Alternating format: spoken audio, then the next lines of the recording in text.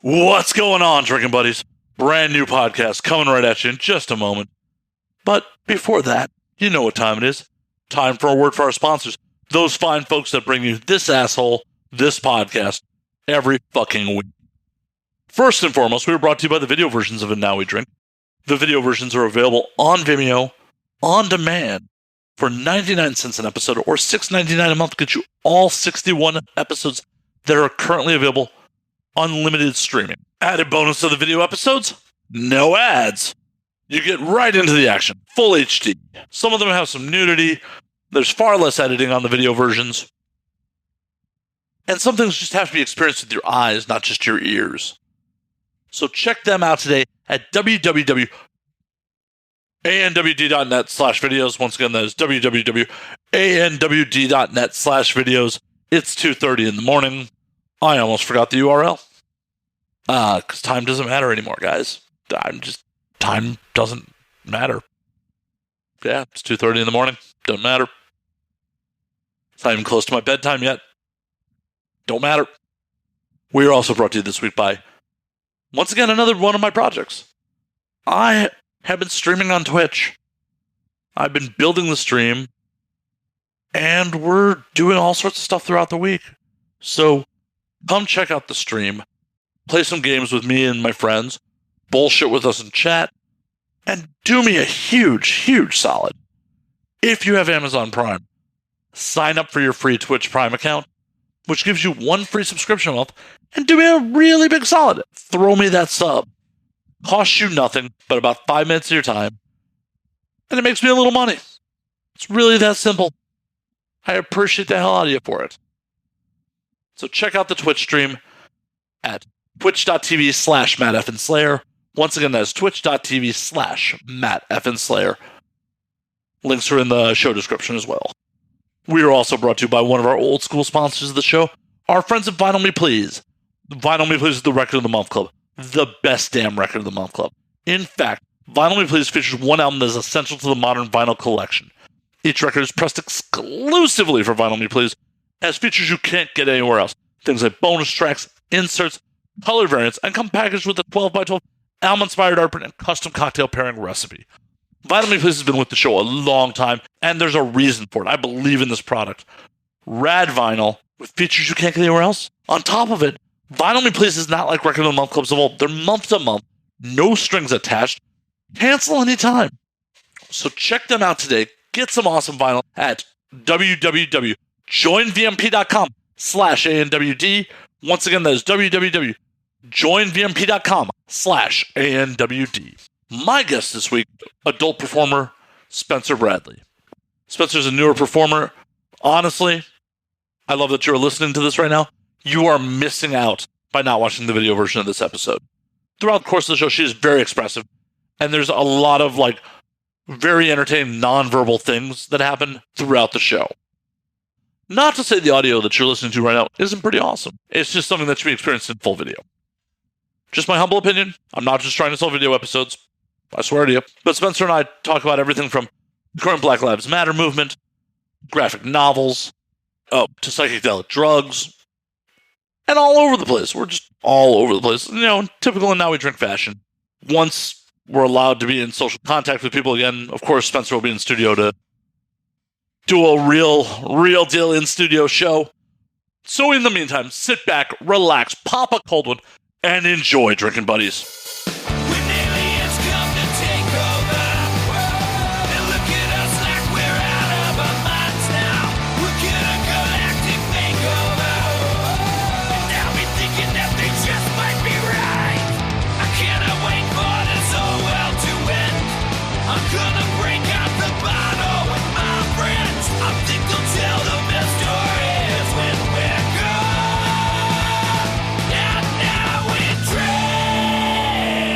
Spencer Bradley, how the fuck are you? I'm doing pretty damn well. How are you, Matt? I'm doing well. I just have protesters right outside my apartment. It's good times. Oh, you got the live news right outside your window. Yeah. All the Hollywood protests are blocks away from my apartment. Huh. Well, you're sitting in history, man. That's pretty cool. Yeah, It's exciting. It's a little exciting. Part of me wants to be out there and actually, in the thick of it, and part of me is like, I'm a little old and I really don't want to be arrested. Yeah, they're really picking people off and arresting them. Yeah, yeah.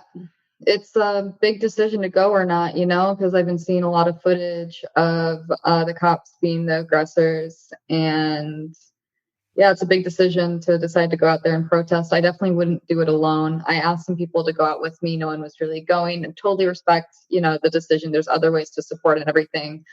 But yeah, lots of stuff going on, that's for sure. But I heard some good news a few hours ago. Apparently, Minnesota is filing a civil rights case against the police department there for the George Floyd case. Awesome. Yeah, I saw that as well.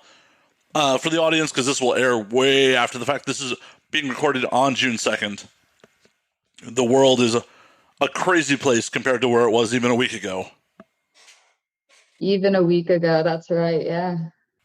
This may not be as topical by the time this airs. We'll see. But we were talking about the civil rights protests that are happening all around the country in response to the murder of George Floyd and other police brutality cases from all around the goddamn country. Mm-hmm.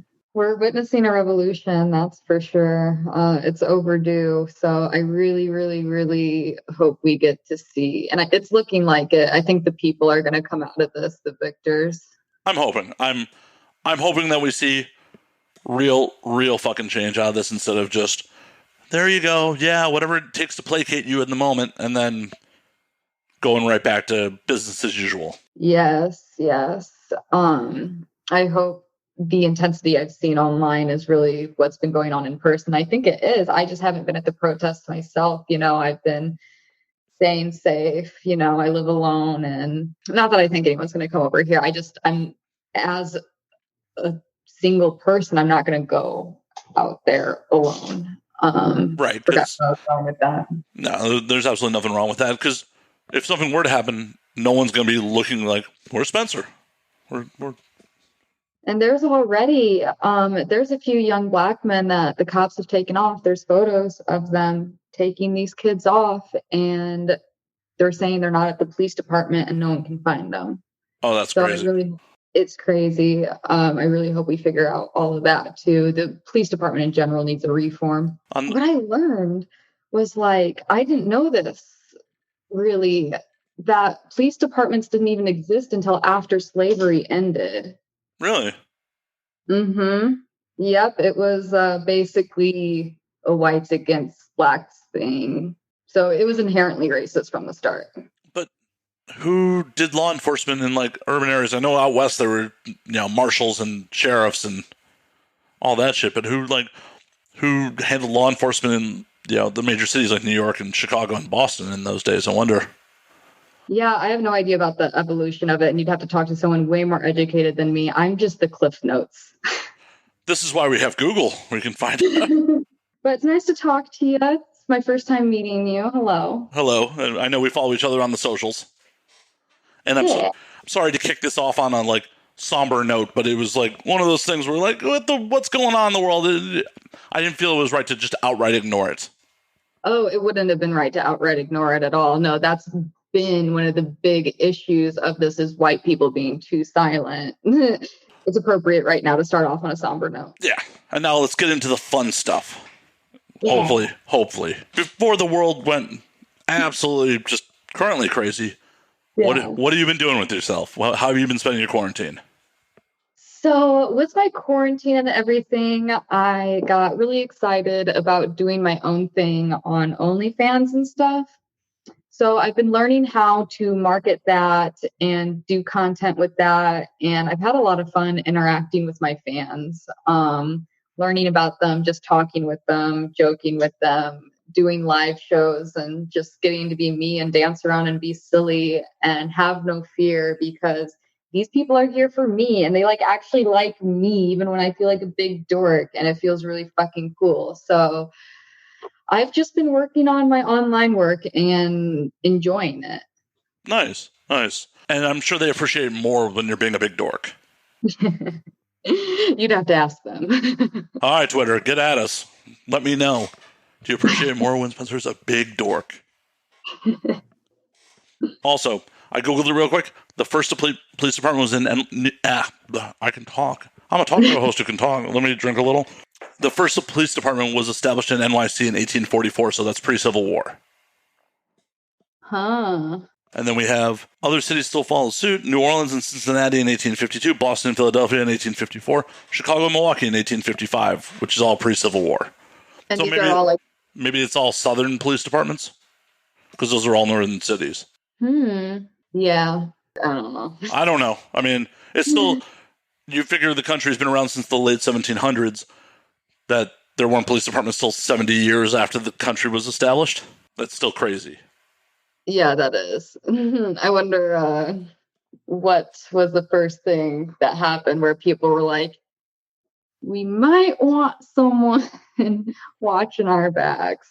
And then look what that turned into. Oops. Well, as the old adage goes, absolute power corrupts absolutely. Yeah, that's exactly what happened. They do oh my God, you can see it in the videos. They know they have power. Like, they know they can get away with it.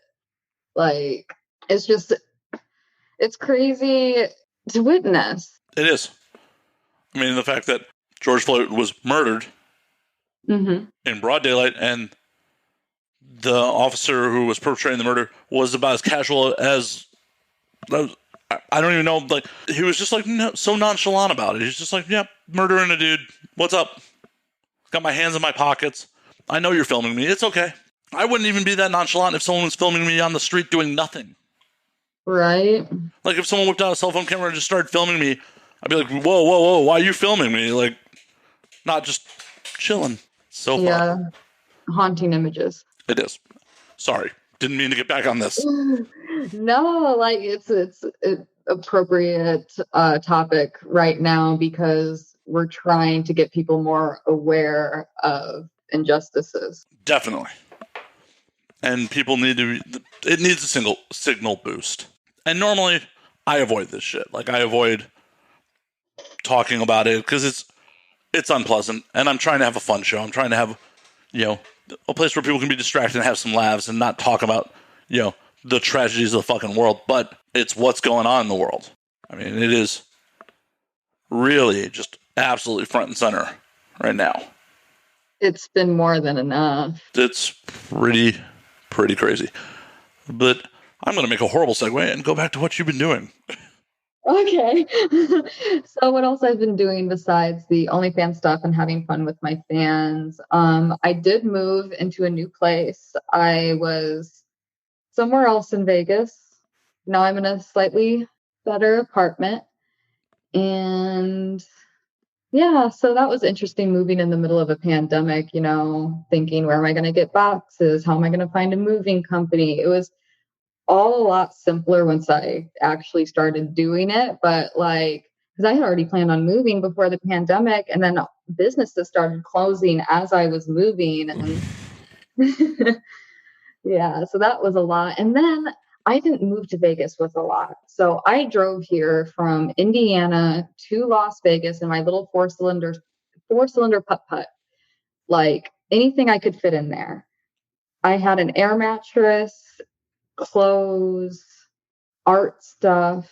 Those were like my essentials. And I didn't even get out of an air mattress till the beginning of May. Yeah, I was going to say this month, but it's June now. Time doesn't matter. Time doesn't exist anymore.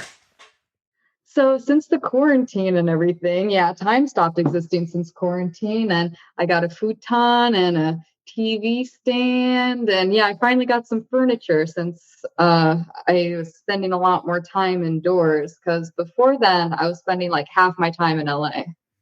Look at you, baller, you getting a futon? Holy shit. Making big moves.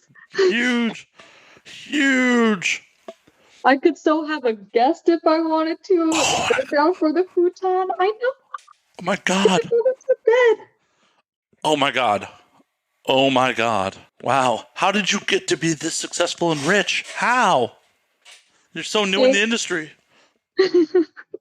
I just trusted my vision. But really, yeah, moving out to Vegas did change a lot for me, to be honest, because I knew I couldn't stick around in Indiana if I really wanted to pursue this. I had to be more where production was and everything. So it was a big move for me. Oh, no, I totally get. Hey, where in Indiana were you? South Bend. Woohoo!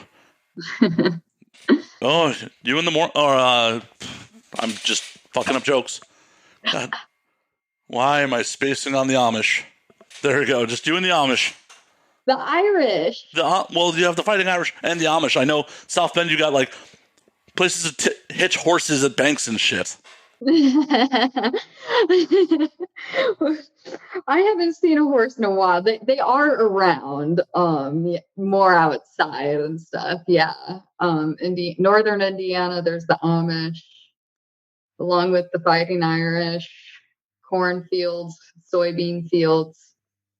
As the old saying goes, Indiana Beach used to say there's more than corn in Indiana, which unfortunately Indiana Beach is shutting down this year for good. Wait, what do you mean? Just for this year, or like they're gone? They're gone. Indiana Beach. Mm-hmm. Indiana, like there's more than corn in Indiana. I'm from Chicago. Surprise? I'm from Chicago, so like I know the area. Oh, sweet. Yeah, we're only 2 hours away from each other then. Yep. I've been to South Bend plenty of times. Did you go to any tailgates? No. I had a gig, like a civilian gig back in the day that used to send me out to South Bend every once in a while. No shit. Yep. What was a civilian gig back in the day? I used to do armed security work for an armored car company, so we had a branch in South Bend. Armored? Yep. Armored cars? Yep. Like bank trucks? That makes sense. That gave me like a flashback of the intro to The Dark Knight with the Joker. And also shot in Chicago. No shit. Yep. That's all like Lower Wacker and shit like that. Fun fact. Well, it wasn't fun for me at the time. I actually, for a brief moment, I was up in Waukegan, like literally for a moment. I'm sorry. Yeah, thank you. I could use that. It wasn't the brightest time of my life. Why would you end up in Waukegan of all places? Oh, you see the stupid anchor tattoo on my wrist? Well, I see an anchor tattoo. I mean, if you want to call it stupid, I'll let you call it. I'm not going to insult your ink. I have some pretty dumb ink myself, so. Yeah, it was for a guy in the Navy. And is that Great Lakes? Over there.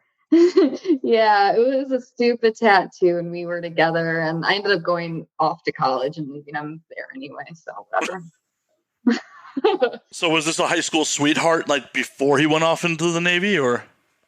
I wouldn't call him a sweetheart, but yeah, we were together in high school. Well, I mean, figure of speech, not... Obviously, you two didn't run off and get married, unless you have him hidden in a closet somewhere in Vegas. No, we eloped. I was fucking 18. I remember my first class of the day, and it was Valentine's Day. It was my senior year. I was in art class, and we had already made the appointment for my class afterwards. So I was going to skip the class after my art class. And my friends were just like walking by the door, like, hey, what's up? And I was like, hey, like, you want to come to my wedding later? We can have a reception. So I got married at the courthouse when I was 18, and I didn't tell my parents. Oh, no. And they told us to not even get engaged. So I'm assuming that went over like a ton of bricks when they eventually found out.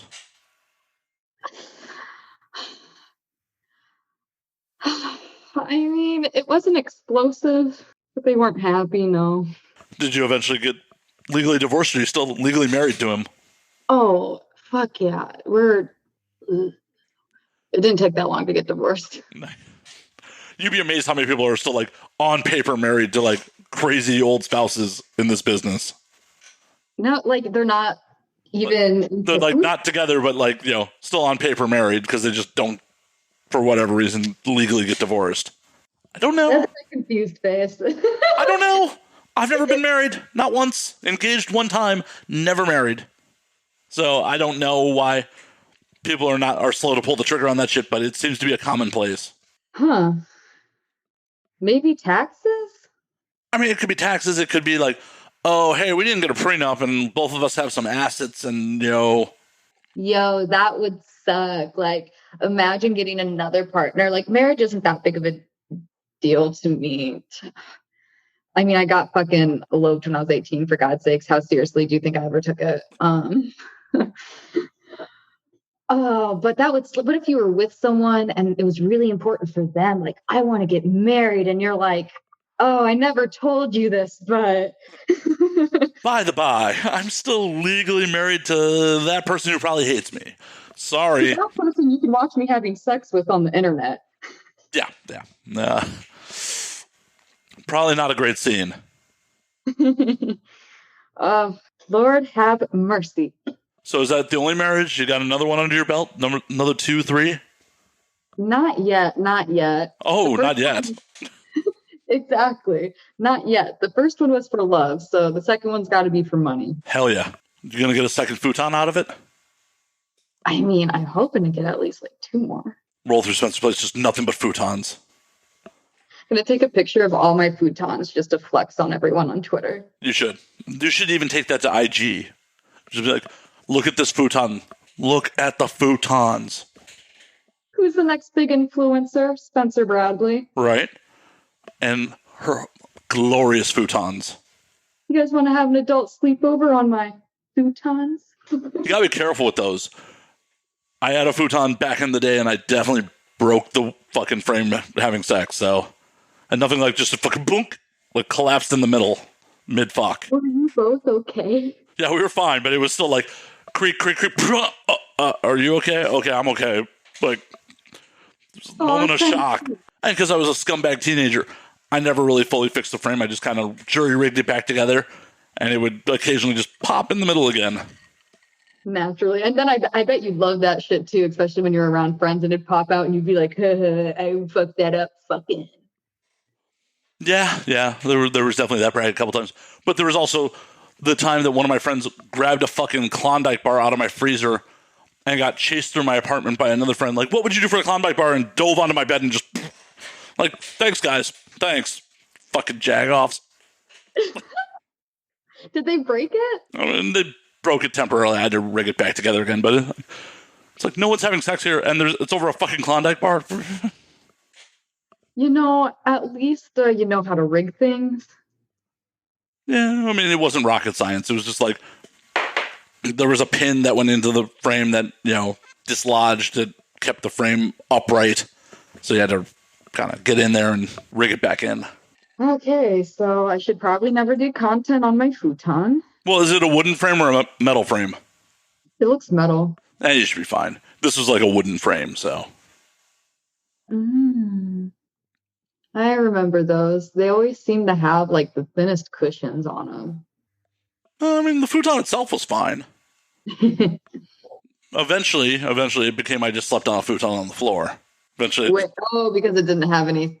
Yeah, eventually the frame just fucking, it was done. I was just like, all right, now I'm that dude who sleeps on a futon on the floor. And amazingly, occasionally I would bring women home and they'd still sleep with me on it, so. I'd probably be one of those women. I'm one of those ones. Actually stayed with a guy on a concrete floor for a while. It was after my separation, yeah. After, during, same difference. Whatever, he started it. Oh, did he now? Oh, no. No, you reach for the bottle. Oh, no. Oh, no. I don't want to get too deep into your marital woes with, the sailor. Oh, my gosh. They are not woes. And no, that's just the story now. Part of the timeline. For sure. It builds character. It did, man. All right. I don't want to talk about, because now other stuff's coming up in my head. No. Let's not do that. Let's not do that. But you did mention on your epic move from Indiana to glorious sunny Las Vegas, Nevada, that you brought art supplies with you. What kind of art you doing? I do magazine collages. I really like chalk pastels and oil pastels. Do I have any of my stuff with me? I have this big black portfolio, but it might be in Indiana still. I have some stuff with me, but so yeah, chalk pastels, oil pastels, and I started to do magazine collages in college. Like a serial killer, or No, I would just find these different images in magazines and put them together and make a cohesive message, kind of. like I have your daughter, it will be $5,000 in ransom? And what do you... Like this one kind of actually has to do with my divorce a little bit. And yeah, and there's, yeah, never, yeah. For the... Oh, that's really rad. Thank you. Yeah, there's a prescription bottle there, marital ring or engagement ring, marital ring. And it's like, so we were in Chicago, right? That's like a skyline. And behind there's like a gate, like being kept in a gate. So what's the script for? The script? Yeah, what is the prescription? This one? I got that out of an article that was about painkiller subscription abuse. Gotcha. This one is like a consumer type deal thing. Like the consumer worships, like the goods, products, things. And there's also like some painkillers on there as well. There's popcorn for the consumption. There's Mary holding a diamond that I put there. Money, gambling, makeup, appearance, And in the back there, that's a big, massive crowd of people all packed together. Like, very cool. How long have you been doing these collages? So I didn't pick up on them until my senior year of college, which, how old was I? That was 3 years ago. So yeah, I don't do them as consistently as I should, but yeah, so it hasn't been like a consistent 3 years, but I started them 3 years ago. Hey, when the inspiration hits you, then you do them. Would you rather turn out something that's great or turn out something that's like, oh, well, I turned it out because I had to turn something out? Exactly, yeah. And it feels more authentic when you come to the table with that energy, I do believe in like practice and discipline and everything too, but yeah. Especially with the magazines, you have to have like an inspiration come at you.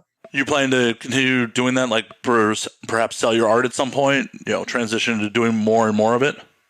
Yeah, I would like to. I've been actually trying to brainstorm ways I could bring it into sex work, and I have an idea. As she runs away from the camera again. So, this past year's AVN catalog thing, I'd really like to do like a collage of the stars and like auction it off or something. You should. What's stopping you? Exactly. All right, I guess the interview's over. Spencer's going to get to work. I'm busy now. I got no time for you. It was fun. Bye. But yeah, I wish I could show you more, but that seems like I just have my magazine collages here in Vegas. I've done some paintings here, but I'm not really a painting person, so these are just kind of like practice fun. Glittery anal beads. Nice. For the audio audience, there's a very nice purple. I mean, that's technically purple, right? Yeah. Purple anal beads? Purpley fuchsia. Fuchsia. More purple. I'm a cis heterosexual male. Like, I only do base colors. I don't expect me to be like, well, it was cyan, or see, I don't even fucking know. It's like purple, blue, green, red. But it's the kind like you full on, it has a ring at the end to ripcord that right out of someone's asshole if you wanted to. Like you're starting an engine, just. That's hilarious. And I'm like, I want to incorporate that into a clip now. Feel free. Like, those things where you pull it out and it's like a spinning top? What if you like pulled and the person went like.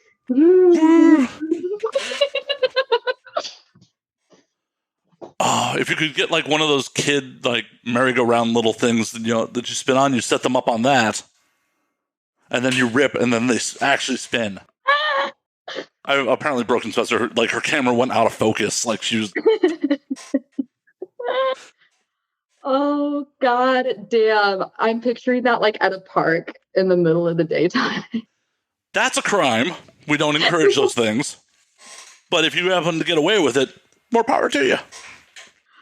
Oh, man, we're going to have to go to hedonism to get away with that. We? I mean, the royal we, right? Trying to take me on vacation. We just met. Jesus. Oh, baby, I'll treat you real good. I want to take you places. I want to get you out of where you're at. But I like being in Hollywood, California. Thank you. I was playing Captain Save a Ho. Well, I am a hoe, so I do need saving. Baby, what are you waiting for? Baby. Oh my God. I would never treat you like that. Then let me take you away from all this.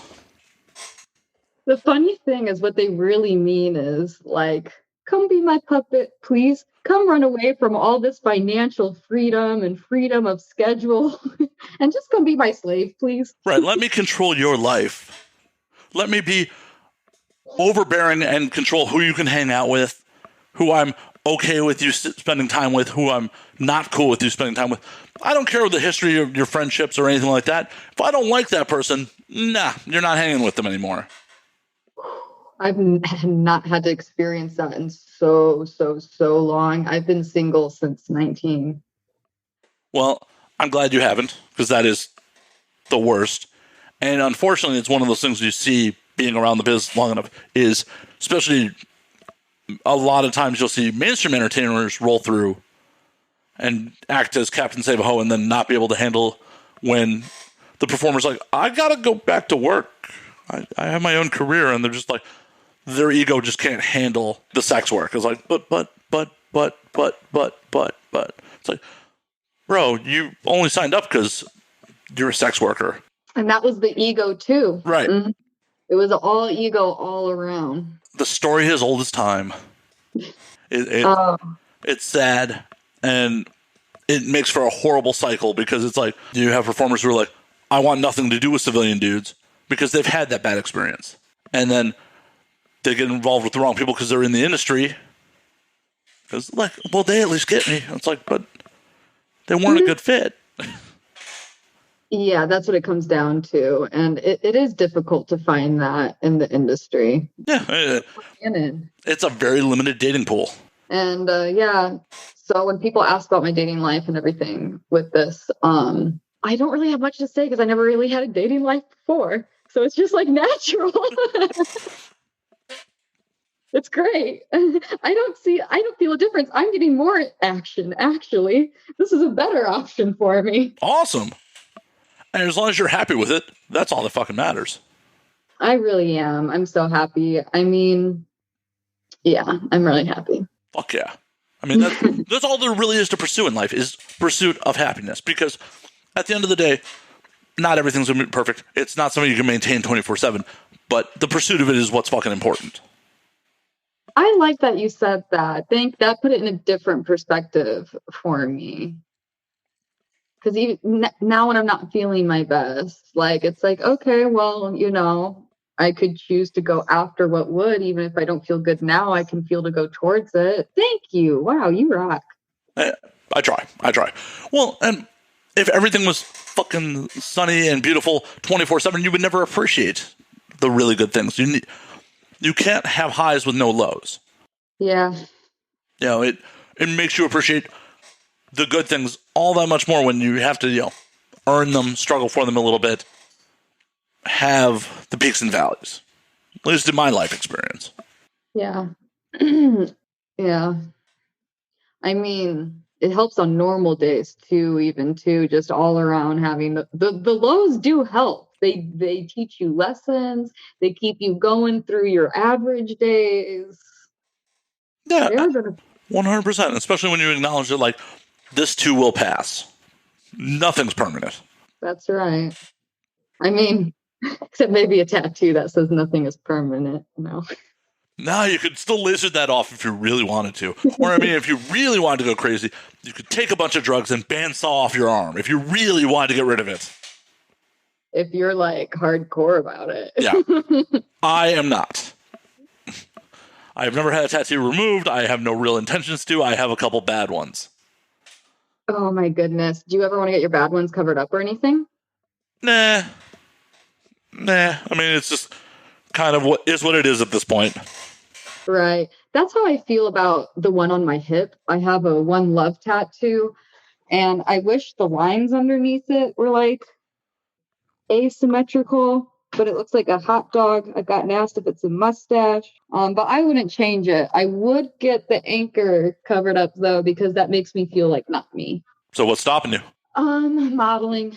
Well, I mean, you can get covered up with something slightly bigger. Yeah, honestly, I have been thinking about doing that. Just go ahead and going off and doing it because, like, it took my parents a little bit to notice this. I'm sure people in porn, when there's already something there, it'll take them a while to notice something just slightly different. Yeah.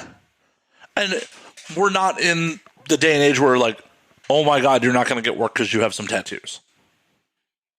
Yeah, there's people that still try to tell me, like, oh, don't do this, don't do that, because I used to be wild. When I first started stripping, I had a blue mohawk.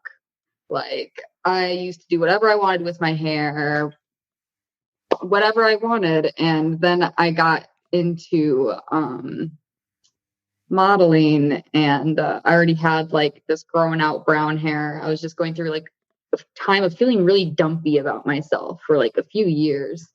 And I didn't feel like playing with my hair anymore. I didn't feel like playing with myself. I felt like I had to wake up. I had to wake up every day in my body. Not that I got to wake up every day in my body.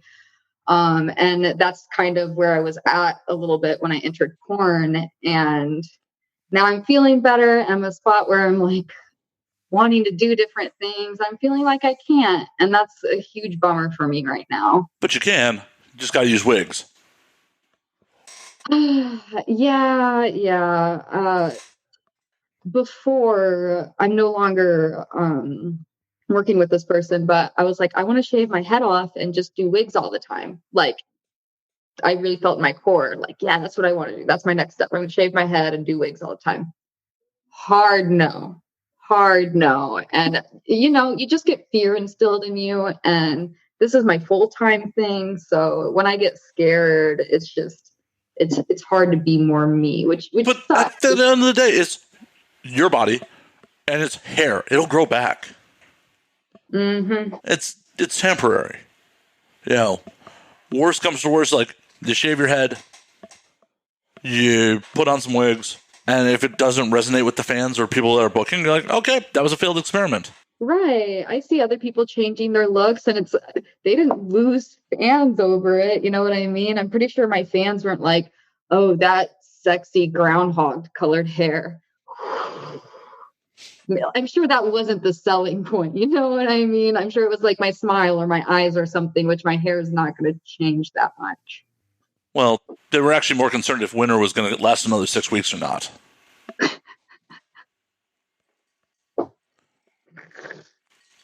That's a knee slapper, Matt.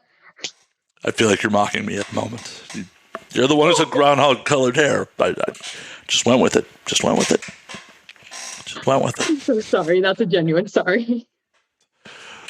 The knee slapper part was not genuine. The sorry was. I got it. I get you. I get you.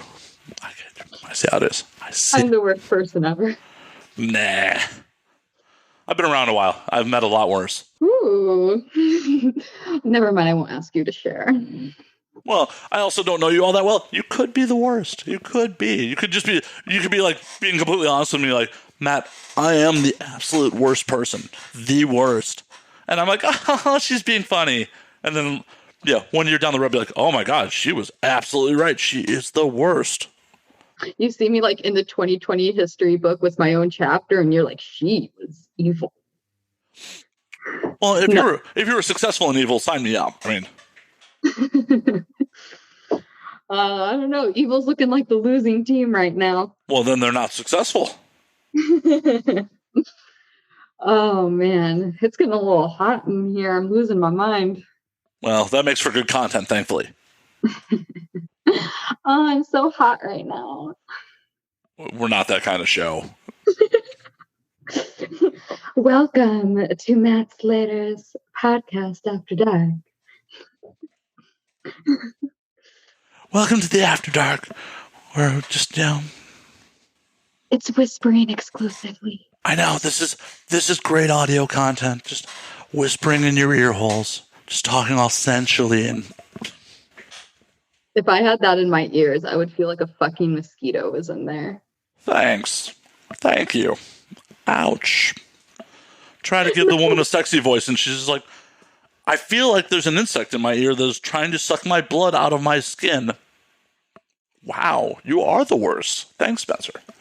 I was trying to make myself sound like one of the mosquitoes, too. I was whispering. Yeah, the difference there is people will pay you money for that. People will be like, we're another podcast. Well, they're not about that life. They're not about me whispering sensually in their ear. So, with the pandemic on, are you planning to do, besides the collage stuff, are you going to buy some supplies and do some other art? I have pretty much enough supplies here right now for my magazine stuff. I have enough to play around with my chalk. I just really need to get inspired. I tried getting inspired. Don't expire. That's not good. I feel like I've been expired. Anyway. No, you definitely don't want to expire in Vegas. Like the summer, the heat there, your body will smell like, it'll be horrible. Just, so bad. So fucking bad. Oh, that'd be great for the neighbors, huh? Well, and on top of it, like, you don't want to die now. Like, people have to telecommute to your funeral. Yeah. Well, actually, it could save me a lot of embarrassment because I don't think a lot of people are going to show up to my funeral anyway. So, might be the perfect time. Well, I'll show as long as there's a good spread. Okay, I'll put a good spread in my will for you, so you show up. I appreciate that. I really appreciate it. I mean, dead serious. I've talked about this on there before. I have a life insurance policy that is specifically for an open bar at my funeral. No, you don't. I do. Get out. I fucking love that. I got life insurance because it got me a break on my auto insurance. Like, it was, if you get one more insurance policy through us, it will save you X amount of money on your auto insurance and your renter's insurance. The fucking life insurance policy is like $17 a month for like $50,000. I'm like, okay, I have no kids, no wife. Well, what am I going to do with $50,000 after I'm dead? Open bar for my friends. That's really fucking cool. I can get down with that. I fuck with that. So it's like, now I want to see Matt dead. No. That's so sad. As she says with a giant smile on her face. Like, that's so sad. I'm going to be drinking Grey Goose at your funeral so much. So much goose will be geese. Thanks for the life insurance policy, Matt. Well, I'm glad we already have a pact to attend each other's funerals, whoever dies first. Yeah, I'm liking this budding friendship so far. Right? We'll have to leave it to the audience to see who they think is going to go first. Right now, it could really be a toss-up, especially like with anyone in the U.S., right now. Honestly. Ugh. Yeah. Anyway, back to what I was talking about before. I was trying to get inspired. So I took some acid last week. And Jealous. Are you a psychonaut? Do you like to go tripping? I do indeed. Like, I drink, I do psychedelics. That is it. I don't smoke. I don't do anything else. It's just drinking and psychedelics. That's super interesting to me that you don't smoke weed then. I have a shit THC tolerance, and I just become a worthless human being. I understand that. I get that, yeah. Like, occasionally I will partake. It's not like a moral problem with it. It's just... You physically don't like it. Yeah, physically it's just like, I'm just gonna... I lost a fucking day in Colombia on an edible. It's just like... Just lost a fucking day. I'm sorry. That's hilarious. Yeah, my buddy smuggled edibles into Colombia when we went down there, and he was like, I just test drove these in the States. They're not that hard. We'll do them. We'll go out and have a good time. I'm like, I'm down. I didn't make it off the couch at the Airbnb. I'm just like, did you eat the whole edible? Yeah, just like it was one gummy. It was one fucking gummy. I have no idea what the milligrams on that gummy, but it was one fucking gummy, and it was just like, we should go out. We only have some. And your friend was just like, "Oh yeah, it's not that bad." Yeah, knowing you don't smoke. Yeah. It just hit me like a ton of fucking bricks. How long did it take to hit you? Like, how long after you ate it? It was probably like an hour or so. Like, we had gone back. We'd been out during the day. We went back to the Airbnb to like freshen up, cook dinner real quick, ate the gummy. Like, we're gonna go out and hit the town, and then it was nope, that was not happening. Did you stay in solo? No, they didn't abandon me for once. Oh, nice. That's really cool that they stayed in with you. I think they were a little fucked up too. They were a little fucked up too? Yeah, I think my friends were a little fucked up too. And plus, I had zero problems in Colombia, but we were all super on edge. It's a country where we were in their capital city and the average income is like $300 US a month. And, violent crime is still does happen there. So it was just kind of like, we were on point. We were just, being very cautious with everything we were doing. Right. Yeah. I mean, you don't want to end up like in jail in another country. Jail or robbed or, it's just like my first night in country, like my cab driver clocked my iPhone. He's like, oh, that's an iPhone 8. That's worth $900. I'm like, oh shit. That dude just immediately identified my phone that's in a case, like just by its model. And I'm like, I'm carrying someone's 3 months worth of someone's average salary in my pocket. And were you staying like in hotels? No, we were in an Airbnb in a neighborhood. Oh, you were in Airbnb. How'd that go? It was great. I mean, overall the trip was great. We were just fucking cautious. I mean, there was definitely a couple points where it's like, we gotta go. We were in a park watching there was some like live band, and we're watching dudes like do bumps off their knives in the park. Uh-huh. And I'm an occasional cigar smoker, so I fired up a cigar, and there are luxury items down there. Not many people smoke cigars. Okay. So you got like 3 gringos, and one of them smoking a cigar. The locals were like, My buddy's like, we gotta go. I'm like, yeah, you're right, we gotta go. Nice going, Matt. Way to draw attention. Right? It's bad enough that, we're white people in Colombia and drawing attention to ourselves. It wasn't the smartest move. Yeah, no, especially if you guys didn't have any Colombo friends. No, we went down there blind. One of my buddies is a native Spanish speaker, at least. But back to the original point.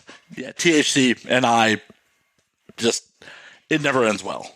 Me, I have to start off my day with a little THC. I have problems with like my appetite and stuff, and it helps with that. And often nauseous or nauseous, and it just helps with my appetite in general. But I had problems in high school waking up nauseous a lot, and it helps. Hey, I'm not knocking it.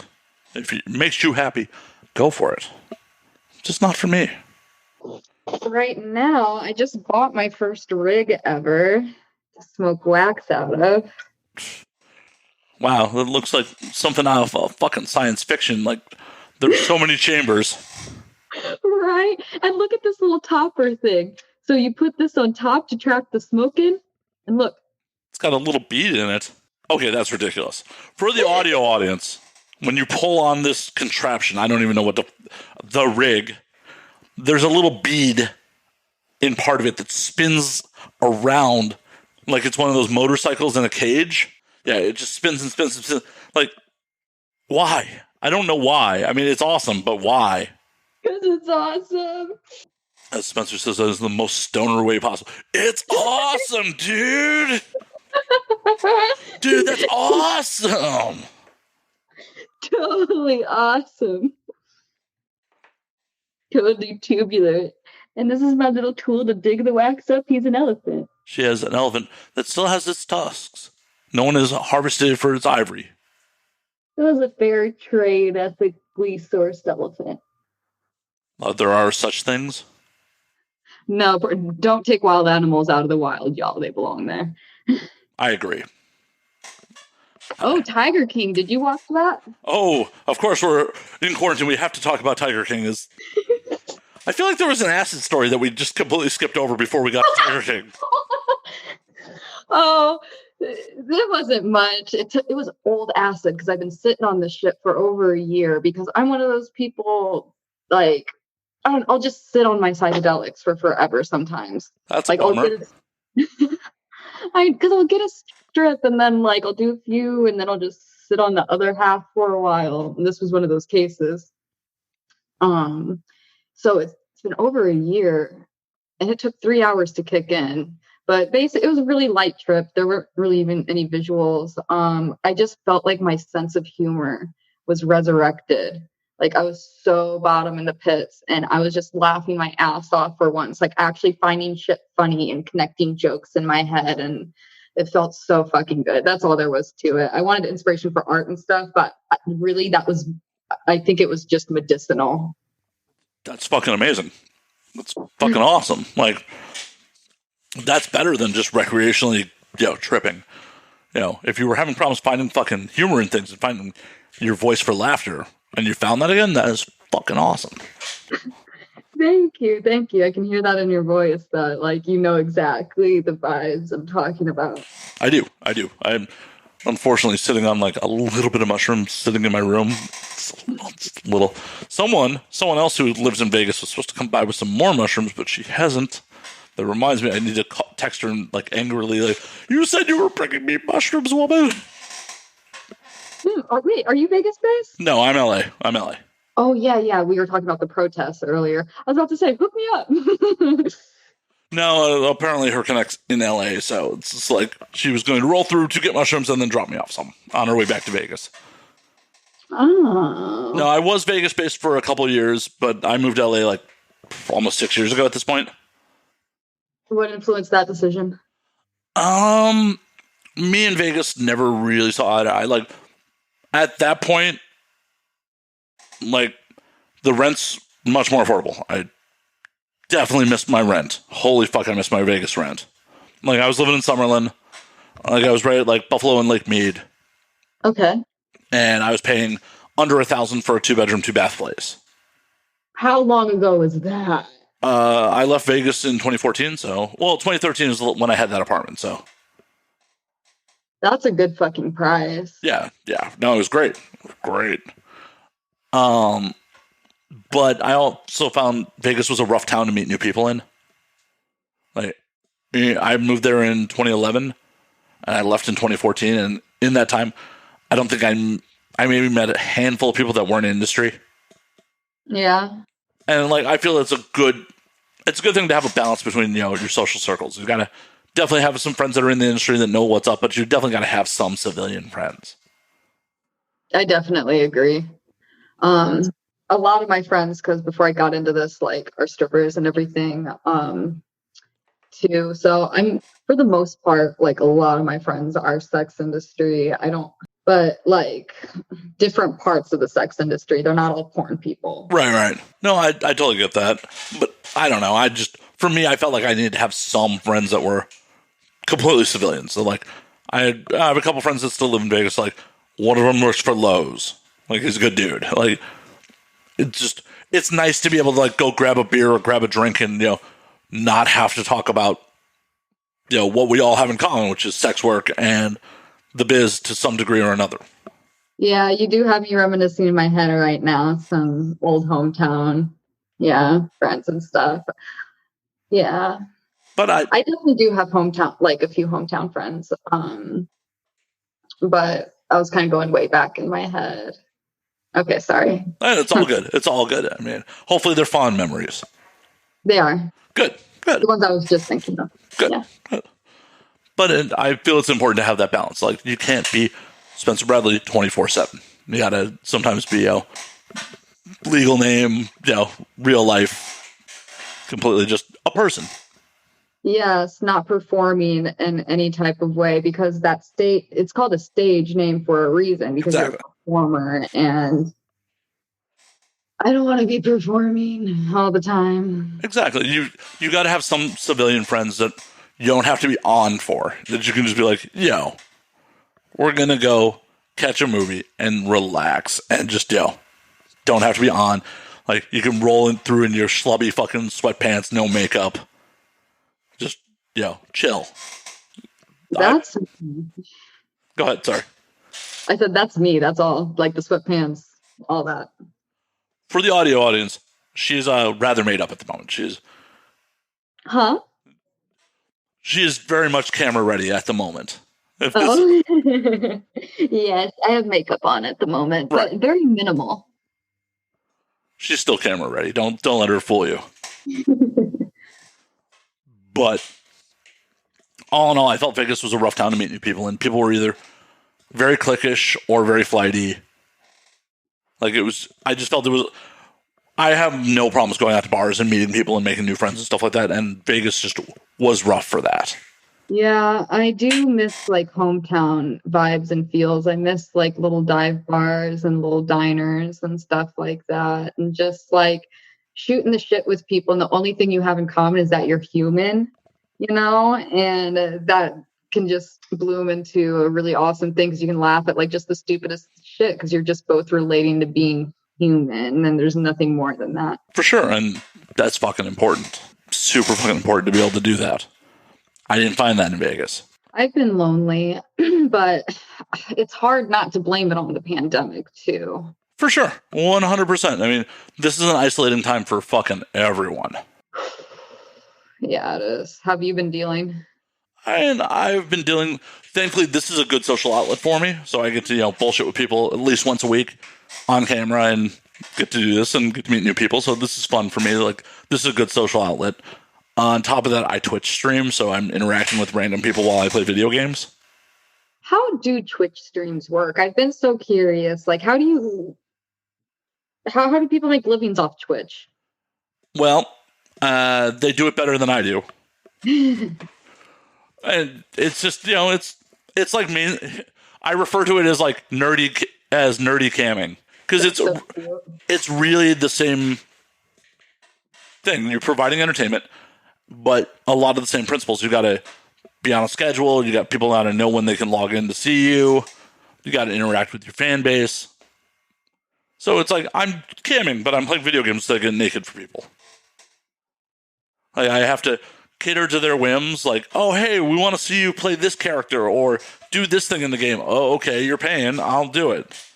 So they make the suggestions and then like offer prices, or do you ever have a tip menu like cam girls do? So Twitch isn't quite as structured like that. So you can subscribe to people, which there's various tiers on the subscriptions, which they monthly just pay you X amount of money a month.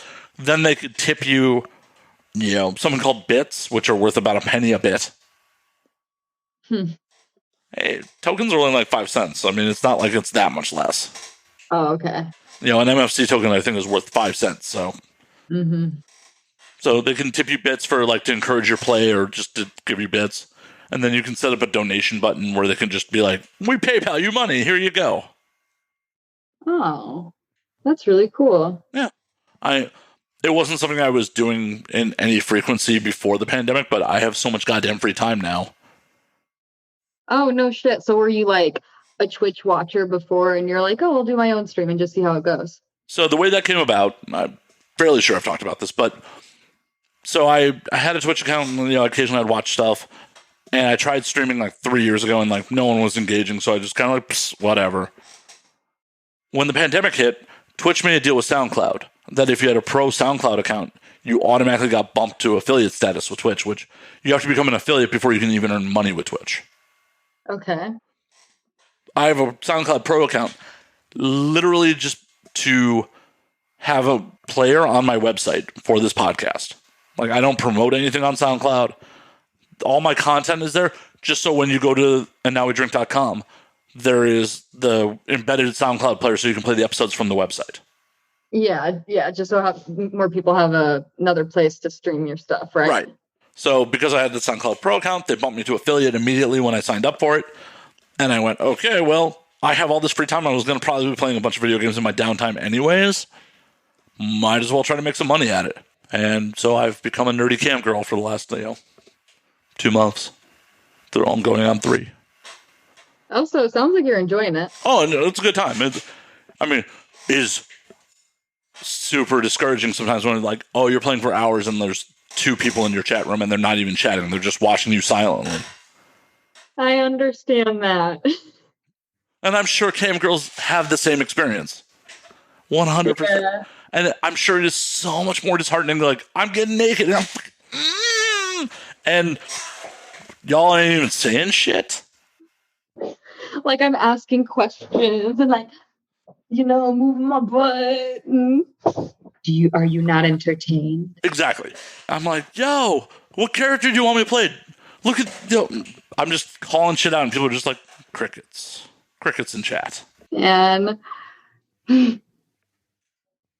but there are plenty of other times where like the chat's booming and people are just like, fuck yeah, and it's a lot of fun.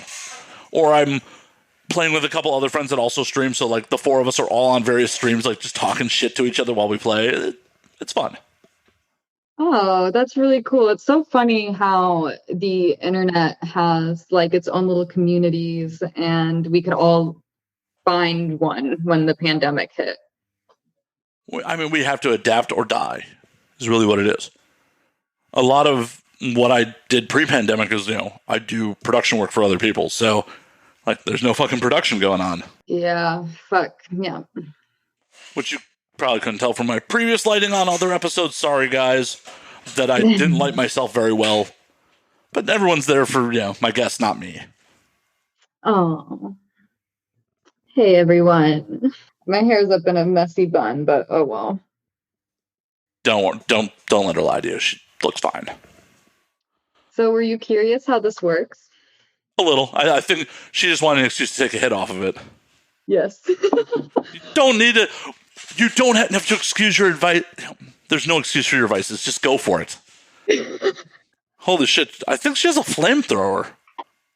I do. You're going to need this. You need both of these. So, for the audio audience, she has a rig in one hand that is fairly sizable. In her other hand, she has a flame device that is larger than the rig.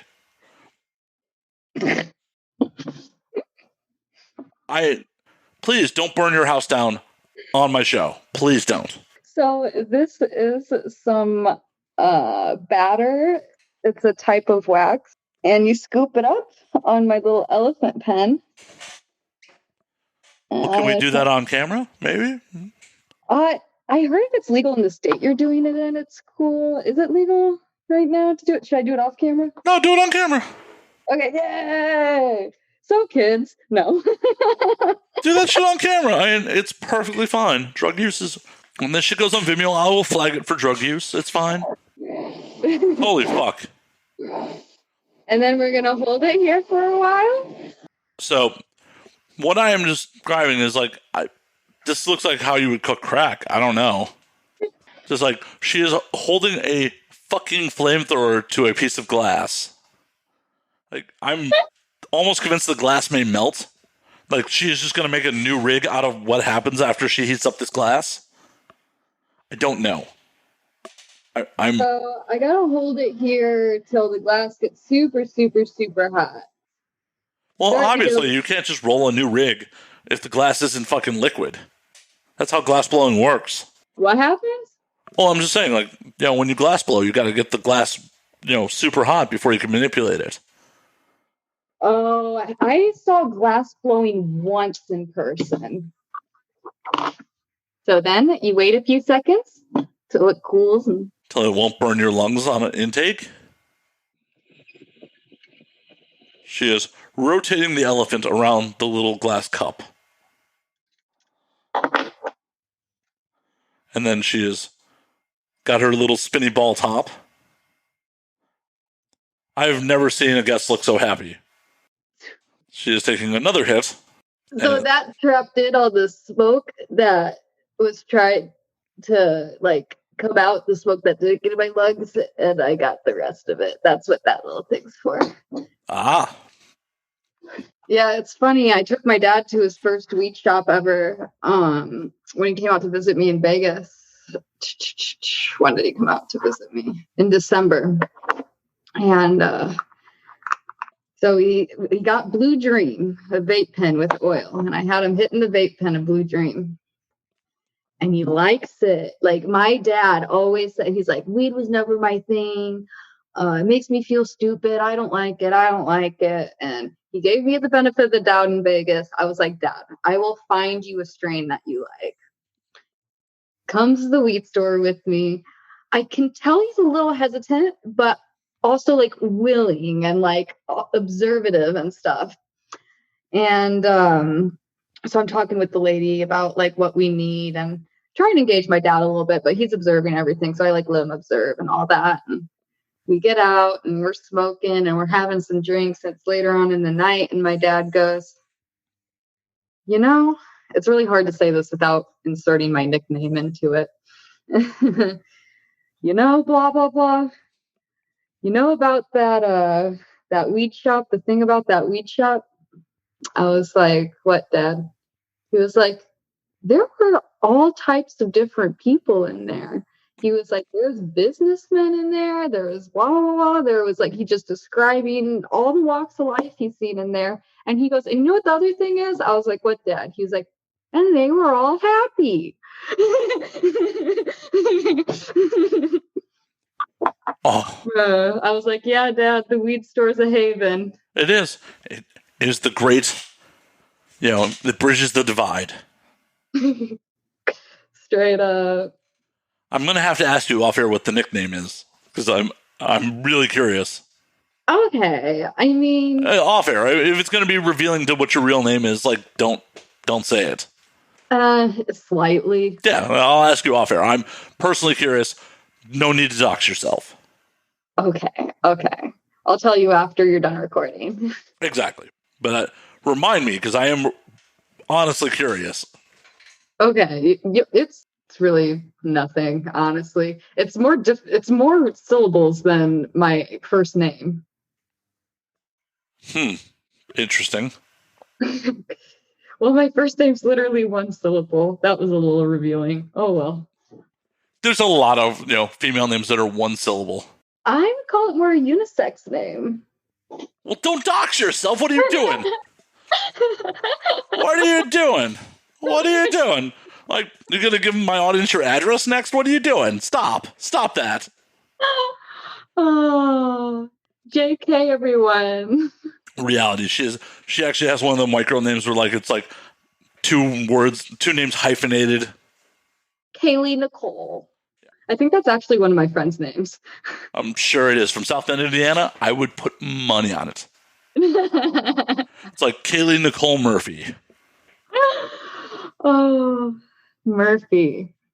They're coming out with a documentary on Brittany Murphy here soon. Oh, rest in peace, Brittany Murphy.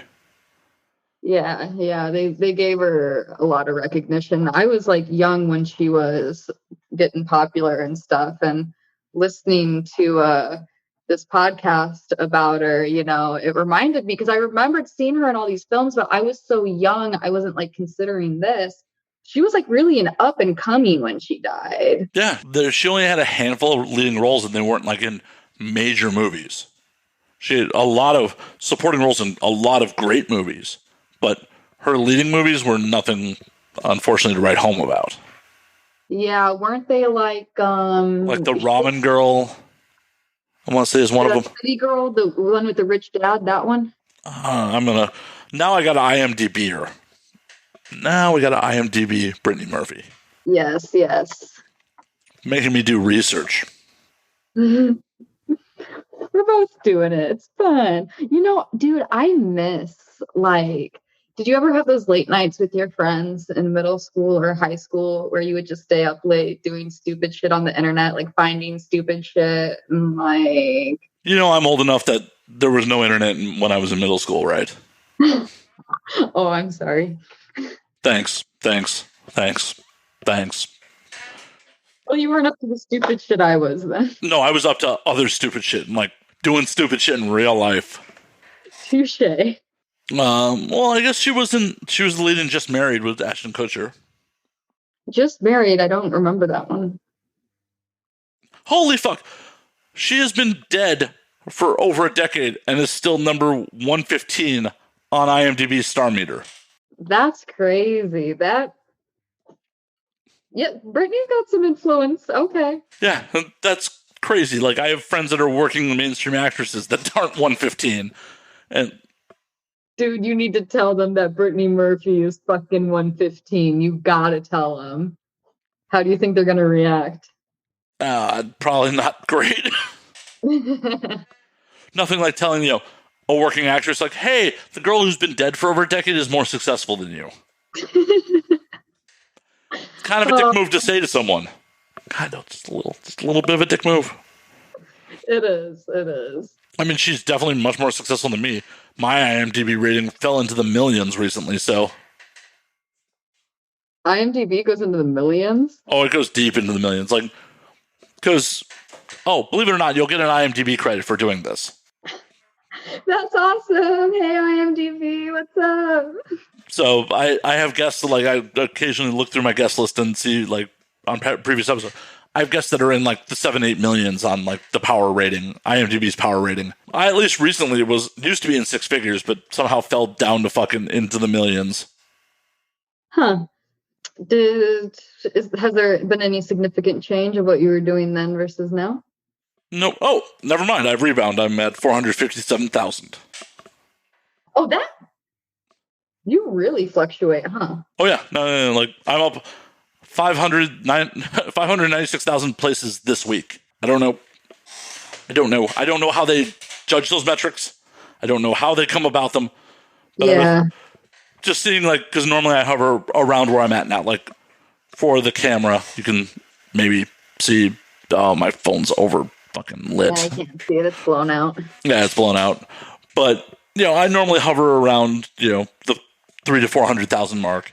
And I'm like, dropped into under a million. I'm like, what the fuck? And then I thought I was still there. And then now I'm in 450,000. So is the IMDb page with my porn credits on it, is that a different IMDb? There's the adult database, but the real IMDb also does track porn. Apparently, one of the actors from Goodfellas has the same name as you. Yeah. Because when I look up Spencer Bradley on the internet, if I don't put the 3 X's on it, that's the only other, like, super relevant one that comes up. Well, you are Spencer Bradley number 2, according to IMDb. You are known for Wanks VR, Big Butts Like It, Shot Her First, and Best in Sex 2020. Best in Sex? That's the AVN Awards. The Best in Sex 2020, the AVN Awards on Showtime. Oh. Your star meter is 378,303, so you're more popular than I am.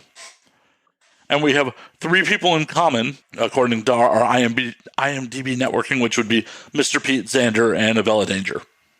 No shit. Mm-hmm. Huh, I've never worked with Miss Danger before. Well, let's see. When we look at... Well, because probably Best in Sex. Oh, gotcha. The award, yeah. Oh, no. Because Big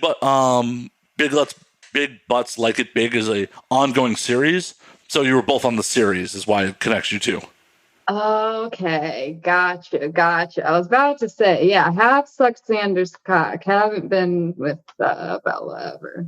It's just how that works. Like, because it's a TV show, IMDb treats it like a TV show. You were both on the same series. I'm picking up what you're putting down. Yep. Oh man, funny. If that's the same one I ever looked up, is there still no picture there? Yeah, there's still no picture there. I should change that. You should. How do you even edit it, like, for yourself? You got to have a pro account. Oh, boo. I have one. I appreciate having one. It's how I can add my own credits every week. Oh, yeah. And more. And on top of it, you can also, look up people's, their management contact information and all that fun shit. So if you ever need to get a hold of somebody's management, you're like, oh, hey, look on their IMDb Pro. Who's their manager? Like, it has you listed as the Adult Modeling Alliance as your talent agent. The Adult Model Alliance. Oh, I am with Next Level now, Yeah, but see? I never knew that AMA stood for Adult Model Alliance. Huh. But that's all things you could update if you had a pro account. I'm sure this is compelling to the audience to find out the inner workings of how IMDb works. Oh, man. So, do you have any other questions for me? Oh, I'm sure I can think of a couple. So, when was the last time you tripped? Definitely in February, I decided to drop a tab and a half of acid on my birthday. Happy birthday. Happy belated. Thank you. That was not the best decision in the world, but not the worst. Explain. Because I feel like I know what you're talking about, but I want to hear your story. Well, it was a drunk decision. It was like I decided to drop them at like 11 o'clock at night in the bar.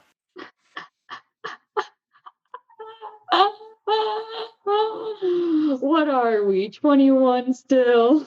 Sometimes I think I am. Yeah. Sometimes I'm in denial about my age, that I didn't have the internet in middle school. I like to get silly. No. It was silly as hell. The walk home was fun. Dropping them that late was problematic because I could not go to fucking sleep. I'm sorry I'm laughing at your pain right now. It's okay. That's what I'm here for. I'm here to be mocked by my guests. I almost slapped my knee again. The thing is, I do that in real life, and someone did get super fucking offended one time. Well, that sounds like their fucking problem. Okay, thank you, because I did feel really bad about it, because I do mean it as a lighthearted thing. Like, I never do it like if someone is like crickets in the room or something, or like I'm never a dick about it, but like if it's kind of like punny, if it's like a pun or like I just sort of, or like a dad joke, I'll be like, oh, it's a knee slapper, you know. Right. Well, how thin-skinned was that fucking person? They're like, oh my God, Spencer slapped her knee. I'm so fucking offended. Dude, it wasn't real enough for me to even remember who the person is, but I do remember that feeling of feeling bad. Like, oh fuck, okay, shit. Like, it was a joke. It wasn't even like an offense. Like, I'm slapping my knee laughing about laughing. Like, it was a joke about laughing. I don't. Exactly. I take that back. So I did do capsule of mushrooms, but that was more of a microdose. Late February, early March. A capsule of it. So, like, a friend of mine gave me, it was ground up psilocybin in a gel cap. Okay, gotcha. I was imagining that. I was kind of hoping you'd say, because I've never seen these anywhere except online, but I saw someone make these like THC oil shroom capsules. Yeah, some wild shit. That sounds like that would make me absolutely worthless.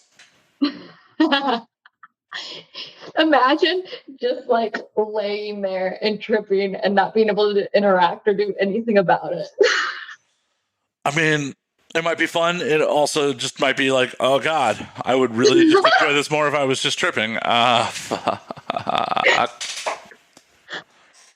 I'm so sorry to be laughing as hard at that. No, you're not. Don't lie to my audience. You don't feel bad about that. Come on, don't have to try to placate me. I understand. You don't. I see how it is. A friend of mine just posted on his Facebook, like, someone had psilocybin chocolates, like squares. What? Yeah. Like, it said it was psilocybin squares. I'm like, dude, share with the class. He's like, well, if you want to roll up to the valley, like, I got plenty. I'm like, I don't really want to risk COVID to come party with you, but man, super tempting. damn, he was only going to give them to you if you partied with him? Well, I'd have to roll up to it'd be rude to be like, roll all the way up to the fucking valley and be like, yo, what up, man? I'm just here for the chocolates. Out. But, like, kind of a dick move, right? But in defense, COVID. Yeah, hey, I'm going to take these things that you've been in personal contact with, imbibe them, and then bounce. Yeah. I trust that you're not sick enough to get me sick if I'm here for 30 seconds. Not that, I want to spend time with you or be, it just felt like kind of cringy to roll up there just to score drugs and leave. Yeah, fair. Like, it'd be one thing if he was a dealer or some shit. Like, okay, you don't have to be friends with your dealer. Like, this is a business transaction. It's a whole nother story. It's like, hey, my friend has this. That would be awesome to try. Hi, buddy. Bye, buddy. Just acting like your buddy's like, buddy. Hey, pal, thank you for the drugs. I'm out. Oh, yeah, if they were going to be free, then for sure you gotta. I mean, I didn't inquire over Facebook. Like, hey, are you gonna hook a brother up, or like, do I gotta buy him off? Yeah, the minute I gotta buy him off you, then I got no qualms about being like, okay, here's your cash amount. I see Mark Zuckerberg and the government in this conversation too. You want to sell some drugs? Hey, I'm just, it was just a conversation on Facebook. Like, psilocybin's been decriminalized places. I don't know if it's been California yet, but Oh, in the U.S. it has been? Oregon definitely passed decriminalization of psilocybin. Huh. I had no idea. What were we just talking about before that? Oh, yeah, no. I just remembered. So, well, you were asking me the last time I tripped, so that's how we got here. That's how we got here. I lost it again. Oh, I'm sorry. I did not mean to derail you. No, you're all good. Was the old acid the last time you tripped? Yeah, it took like 3 hours to set in. Before that, what was the last time before that? I was at home watching some fucked up short films online all alone, just like. Oh, what do you consider a fucked up short film? Like, what kind of, like some weird animated dystopian type shit with like some heavy ass messages. I guess maybe I was emotionally preparing myself for today and not even knowing it. Who knows? For sure. Are you into weird cartoons? Yes. Yeah. I'm into weird cartoons. Someone told me you're a graphic novel reader. I just started picking up graphic novels about a year ago. Oh my God, you did homework on me? Who told you that? A birdie. Was that birdie your publicist or someone else? Yo, dude. It could have been one of two people, and I honestly don't remember which at the moment. Okay, I'm not gonna dig too deep. Like, I feel like I'm possibly like, okay, just a little too. Yeah, one of them could have either been a friend or my publicist. Yeah. It was one of the two. I forgot which one mentioned them. But yes, I am an avid graphic novel reader. So what are you reading anything right now? Right now, the last thing I read, I just dove. What the fuck did I just dive back into? Was rereading Y the Last Man recently. Actually, no, I'm lying. I just started rereading Fatale by Brubaker and Phillips. Since you're a fan, I'm gonna write down these as you talk. It's kind of noir horror. It's the main character is a immortal woman who has powers over men, who is being chased by supernatural forces that wish to sacrifice her to their god, and she uses men to avoid them. How does she use the men to avoid them? I want an example. Well, it's uncontrollable to her, but men just fall at her feet, become obsessed with her. Relatable, no. I don't think she was lying about that. I think she was just covering. And these, monsters are constantly chasing her, so she'll manipulate men that fall for her to put her, themselves in harm's way to save her. Over the course of the story. It's really interesting. Yeah, so Fatale. What was the other one you mentioned about a man? Because it sounded... Y the Last Man? Yeah. So the plot of that is there is a worldwide pandemic and everything with a Y chromosome dies. Everything. Except for the main character. And he doesn't know why. He doesn't know why he's still here. Yo, I'm so happy we started talking about graphic novels. Do you have any other recommendations? I'm loving this. You know what I've really been feeling or wanting to write? I've been inspired to write, just like writing down, I don't know about like a graphic novel or anything, a fucking utopian novel.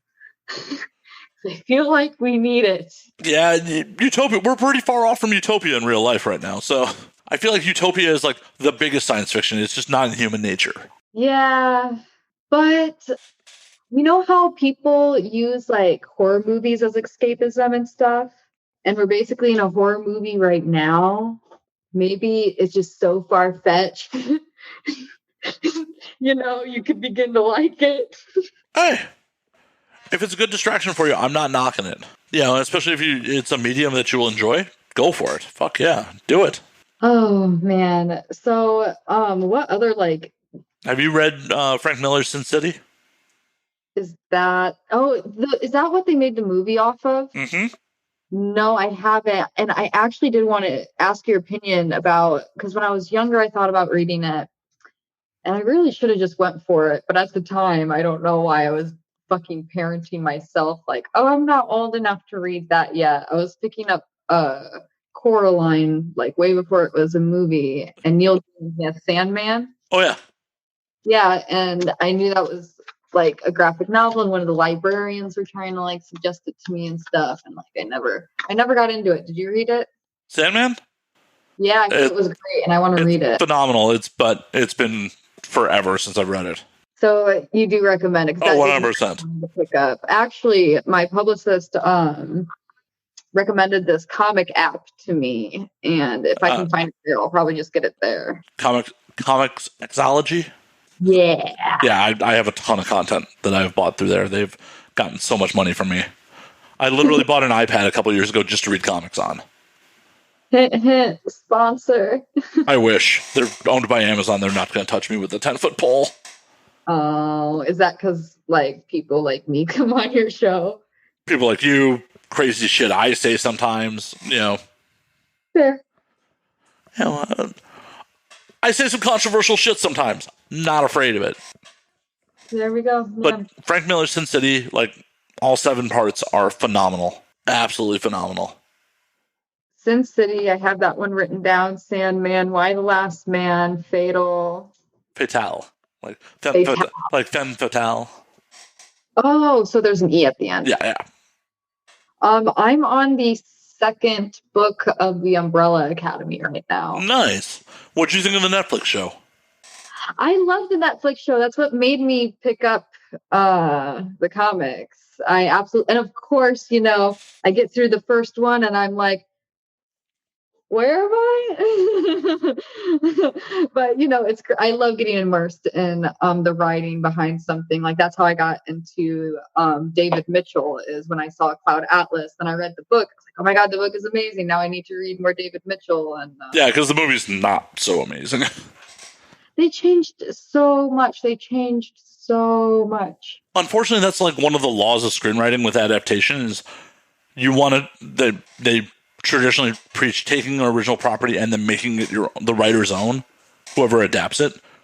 So shit gets lost because it was like, well, people have already read the story. You're trying to make an adaptation. You're not trying to make a shot-for-shot remake of what the book or whatever you're adapting is.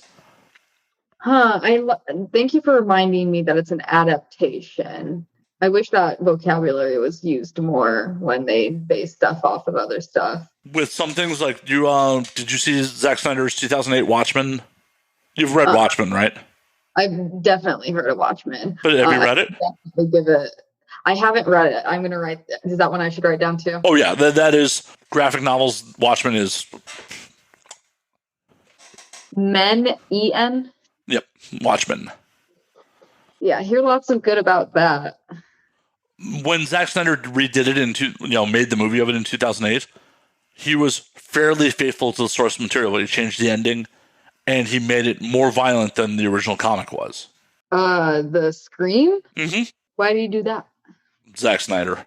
Oh, and violence sells in our country, dude. Like the ratings on movies and shit, that's all based on like sex. That's not really even based on violence. And I think I forgot. And profanity. Oh yeah, and profanity. Like you can have 100 people die in a PG-13 movie as long as you don't show exit wounds or blood, and as long as there's so many instances of profanity. Yeah, that's what they were saying, is that PG-13 movies, like there's cases where there's more violence in those than some rated R movies, and we're just like letting kids eat up all this violence all the time. Right, where in Europe, you'll have an orange juice ad with nudity, but any violence is what will get their top rating. Why are we the way we are, America? I don't know. Because we come from a puritanical society. Yeah, we were founded by a bunch of people that left Europe because they wanted to be puritanical. Yep. You know, we still have weird conflicts when it comes to sex. You know, why is prostitution illegal everywhere except one state, and the one state it's legal is under weird draconian laws? So what do you mean? What are weird draconian laws? So, you know, prostitution's only legal in Nevada, and you have to go to a brothel that has to be in a county that has like under a 10,000 population. So you can only go to, it's only in rural counties where it's legal. It's not legal in Clark County. That way they're so far out. Wow, I never knew that. Right. And on top of it, if you were to work a brothel, if you leave, you're required to stay there. And if you leave for over 24 hours, you have to get tested again, which on one hand makes sense. On the other means that if you're working a brothel, you're essentially beholden to be stuck there for a week, 2 weeks, not have a life outside of the brothel. Yeah, girls do talk about living there. Right. I didn't know that was why with the testing. Well, it's because of the testing, and it doesn't make sense for the brothel monetarily to have you pop in for a day. The way they have it set up is so weird. Like, we all know that prostitution happens rampantly in Las Vegas. Mm-hmm. Why not make it legal? It's blatant too, like with the trucks that drive by with the naked girls, and it says "girls to your room." Right. Well, because they're in-room strippers. Yeah. Right. When I was living in Vegas, I had a couple friends who were picked up on prostitution charges, and the prostitution charges were dismissed. They unfortunately had drugs on them and were hit with drug charges. It's like Clark County doesn't even really give a fuck about enforcing the prostitution charges. They just want to pop them for other stuff. It gives them an excuse to pop them for other stuff. Yeah, Clark County will fucking bust streetwalkers. But if you're doing in-calls or out-calls, sorry, if you're doing out-calls and shit like that, yeah, they generally look the other way. Why not make it legal and fucking tax it at that point? Because people are stupid. So much of that has been underground for so long, and a lot of people don't want to face that really is just part of people's everyday lives. People pay for sex. That's fine. People sell sex. That's how a lot of people get their living. And I think if, I don't know, laws were to say we accept this, they would just, at least the people in power right now, their voters aren't going to like that. Well, and what's crazy is, like, without fail, the red states consume more pornography. Almost without fail, the Republican politicians are the ones who are caught making use of sex workers. Mm-hmm. Like, the hypocrisy. We literally have a president who has paid off sex workers. As our president. Yeah, our president has paid off sex workers. That is not anything anyone can argue about. That's happened. I'm just pissed that he has a double standard. Because they're pandering to their base. Like, their base needs to acknowledge their own hypocrisy. Because in theory, I mean, I don't support the man at all, but in theory, it's like, oh, hey, this is a man who pays for sex workers and wants the fucking Space Force. I should be behind this. But I'm not. I'm not. It's such a bummer. Such a fucking bummer. I mean, I'm not behind a lot of his other policies too, but huh? I'm not behind a ton of his other policies, but oh yeah. No. I don't want to get political. No, that's a goddamn rabbit hole. But all I want is a president that pays for his sex and legalizes it. Right. Well, and the thing about it is, like, everyone has to fucking admit we all pay for it in one way, shape, or another. Like, I'm going to buy you dinner No, it is not explicitly, you don't owe me sex because I bought you dinner.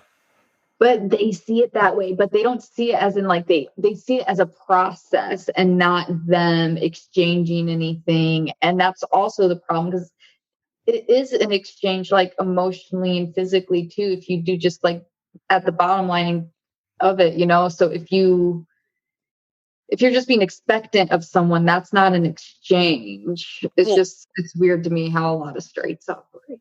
Yeah, well, it's also fucked that you're under the expectation, like, I bought you a $12 steak, you're gonna fuck me. Like, no one's obligated to fuck you for a $12 steak. That's so gross. That's motherfucking gross to think. No. But so many people operate that way. It would be much more honest if everyone's just like, well, there's nothing morally wrong with two consenting adults making a transaction. There isn't. Yeah, it's crazy that the only way that's legal with the transaction is if you film it. Or if you're in a brothel. I think, yeah, or you're in a brothel. But the thing about the difference between pornography and prostitution is, this is the big distinction, especially from a legal standpoint, is the intent. If a John is paying a prostitute for sex, they are paying for their gratification. If you as a performer and your scene partner are being paid by a producer, you guys are not being paid for your gratification. You guys are being paid to produce content for someone else's gratification. Yeah, I understand. Like, that's the legal workaround. At the end of the day, you both may get off.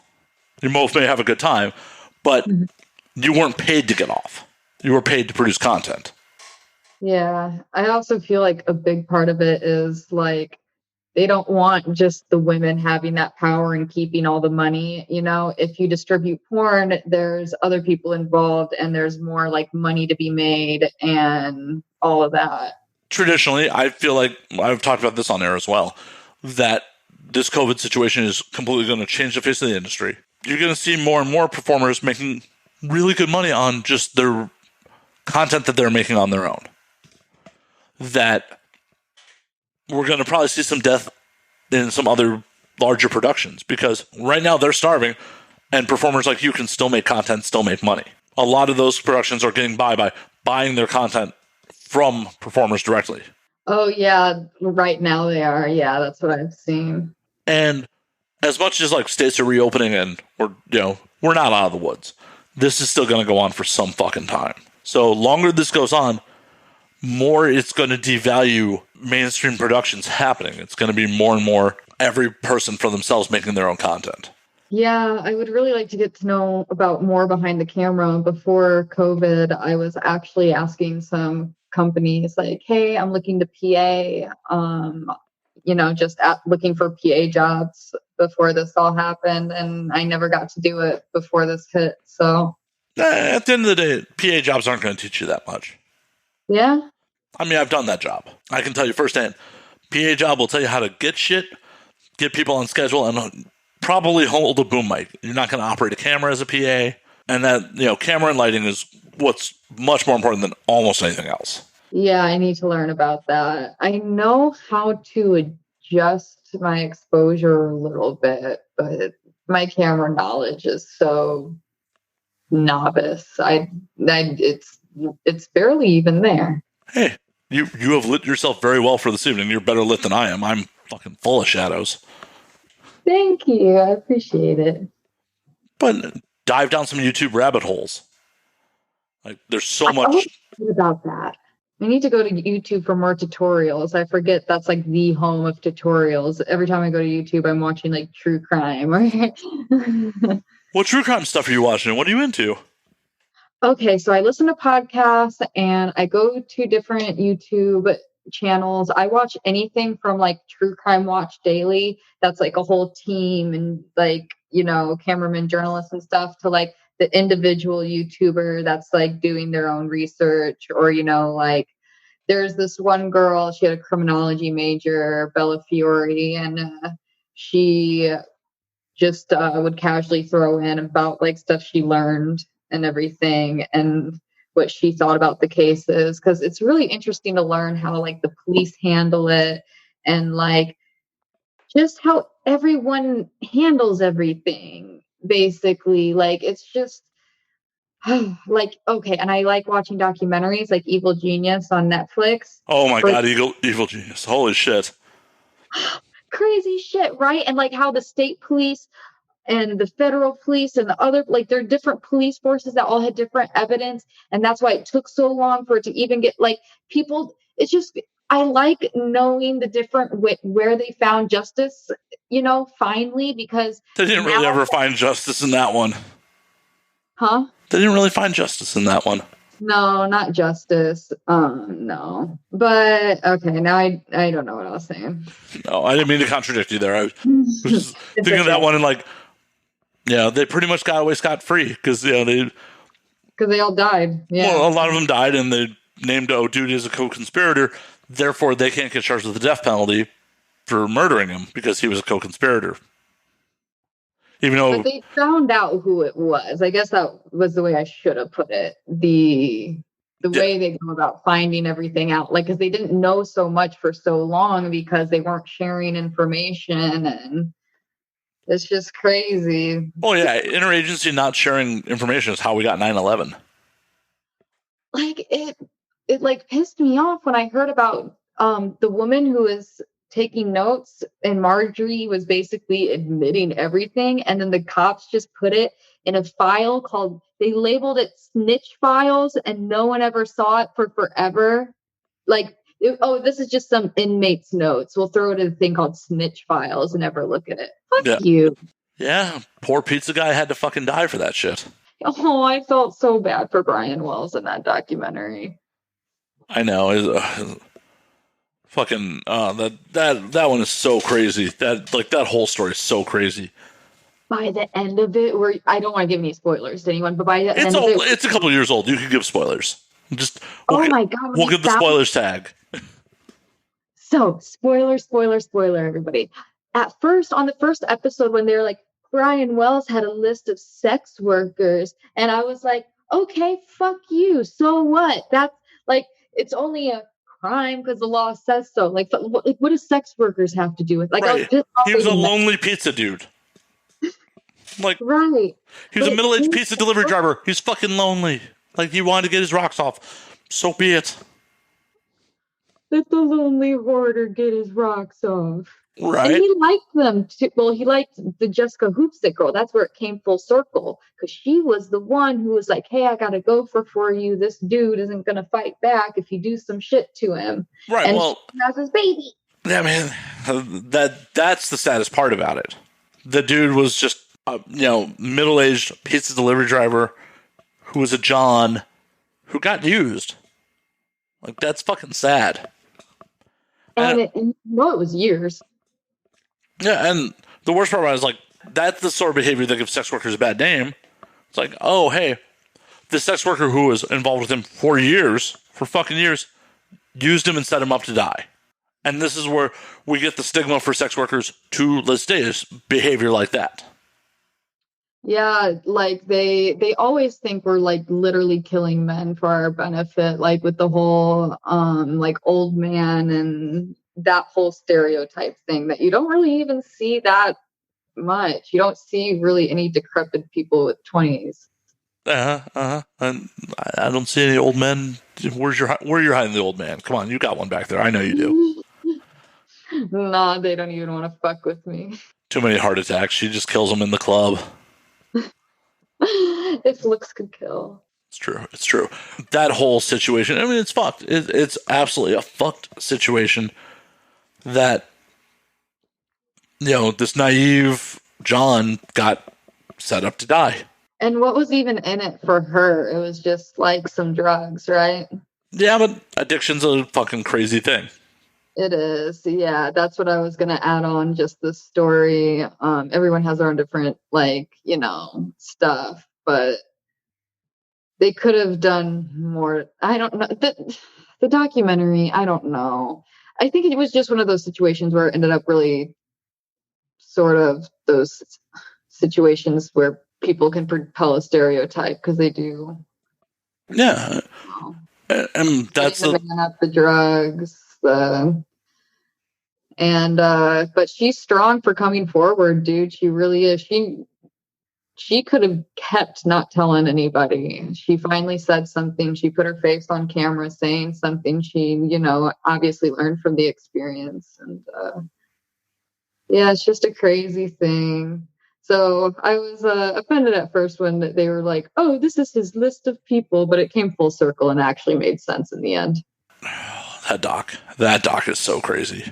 How did Marjorie seduce all these men? I mean, she was pretty hot back in the day. She was okay. Well, I mean, if you looked at pictures of her when she was young, she was pretty hot. And I feel like her crazy ass put out. Oh, I bet she was great in bed. Yeah, you're right. She totally rocked in bed. Yeah. Trying to wrap up that sex worker talk awkwardly, by the way. I was just trying to get out of the topic, kind of. It's all good. It's all good. No, I mean, Marjorie was probably amazing in the sack. Like, what was it? Bill was the dude who probably built the fucking collar. Yeah, the Bill guy who loved her. Mm-hmm. Yeah, like she probably broke him off a piece and he just never forgot it. I bet that's exactly what fucking happened. She was probably just all coy and flirty after that sometimes too, when she wanted something. Yeah, he's like, I mean, for fuck's sake, he let her hide a body in one of his freezers. Serious? Yeah. Like, how good is that ass? How good is that ass? Well, it wasn't good enough because he snitched on the frozen body. Yeah, but he let her put it there in the first place. I've never had pussy so good in my life where it'd be like, yo, Matt, I'm going to hide this body in your freezer. All right, girl, we going to go again? Never had pussy that good in my life. I've had some good pussy, but I've never had pussy that good. Yeah, this is bringing up the question now. Like, was dude crazy or was the pussy just mad good? I would say the pussy was mad good. Pussy was mad good. He was just fucking whipped. He's just like, Jesus Christ. Yeah, you fit like a glove, girl. Fuck. Oh, man. Because nothing else he did seemed crazy. All seemed pretty fucking rational. Just got all tied up in that puss. Yeah, I didn't like how cocky he was at the end there. I don't know. And it didn't convict him. He just fucking died. So yeah, I do a lot of true crimes. Listen to a lot of true crime. Stuff I was listening. Was that what we were talking about? Oh, we were talking about YouTube, and that's how the true crime came up and what I watch on YouTube. Well, yeah, the podcast and the true crime and the last podcast on the left is pretty funny. They have this segment called Side Stories. That's just like weird current event crimes that have gone on. I gotta know, are you the type of woman that no one should ever fuck with because you know how to dispose of a body? Are you that deep in true crime? You're like, I ain't getting caught. No, I wouldn't say it's like that. I'd say be afraid of me because I'll just snap. Well, I'm glad you're, hundreds of miles away from me then. Yeah, there would be no strategy to it really. So, I'm not down with getting stabbed, so let's not do that. I was reading some weird astrology thing, and according to my chart, I don't know anything about the stuff. Don't ask me how this works. Okay. I just read a reading for my chart. Okay. And I guess according to my whole ass chart or something, it says it'll probably be like blood or a conflict. So looking forward to that. It could just be really rough sex. Yo, dude, I do get torn in my vagina and bleed sometimes. Well, I mean, it could have just been period sex. It doesn't even have to be a tear. Oh, I love period sex. High five on that. Seriously, I fucking love period sex. Like, it just puts my mind exactly where it needs to be. Like, literally my brain vibrating where it needs to be. Like, and my chest and my blood and my lungs. I need an orgasm right now. Sorry, can't help. No, I'm completely, like, my audience knows I'm completely down with period sex. Nothing makes you feel like more like a man than having like just fucking bloody stain from here to here. Just like, that's right. From my gut to my thigh is just covered in your fucking blood. Like, that's right. I tore it up. That's awesome. Fuck. I can't get sex out of my head now. Sorry for being so sexy. My bad. My bad. Sorry. Yo, that was kind of like sexy though, and I'm on my period, so like, yeah, I could go for just mopping my red pussy all over someone right now. That would be amazing. Well, I retract the sorry. I'm a couple hundred miles away. Then sorry. How you doing? How you doing? No, no, but I've talked about that plenty of times on air. Like anyone who is not down for period sex, fuck them. Like, Right, like grow up. right? You need a medium rare steak. Why wouldn't you just fuck the woman that you're into with a little blood? That's a good point. Are there still people out there, by the way, that are like, oh, I don't eat pussy. Like, it's a cool thing anymore. I remember, Was like, that ever a cool thing? yeah, at least where I was from, but I come from Indiana. Like, guys would be like, I don't eat pussy. Yeah, that's right. I'm bragging. I leave my partner unsatisfied and dry. Right? Fucking for real. I feel like times are changing, though, just by looking at the Twitter timeline. Well, they are, but I don't know if it comes to pussy eating. The times are changing. Oh, you didn't hear about DJ Khaled? He totally expects his girl to suck his dick, but he doesn't eat pussy. He straight up said it. He straight Yeah, up but announced. that was a couple years ago. Yeah, see, that's what I was saying. It was a thing. I'm asking if it still happens. I don't fucking know. I mean, I've been eating pussy since the 90s, so. Would you eat bloody pussy? Yep. Ooh, what's that like? I've never experienced that. I mean, it was a thing.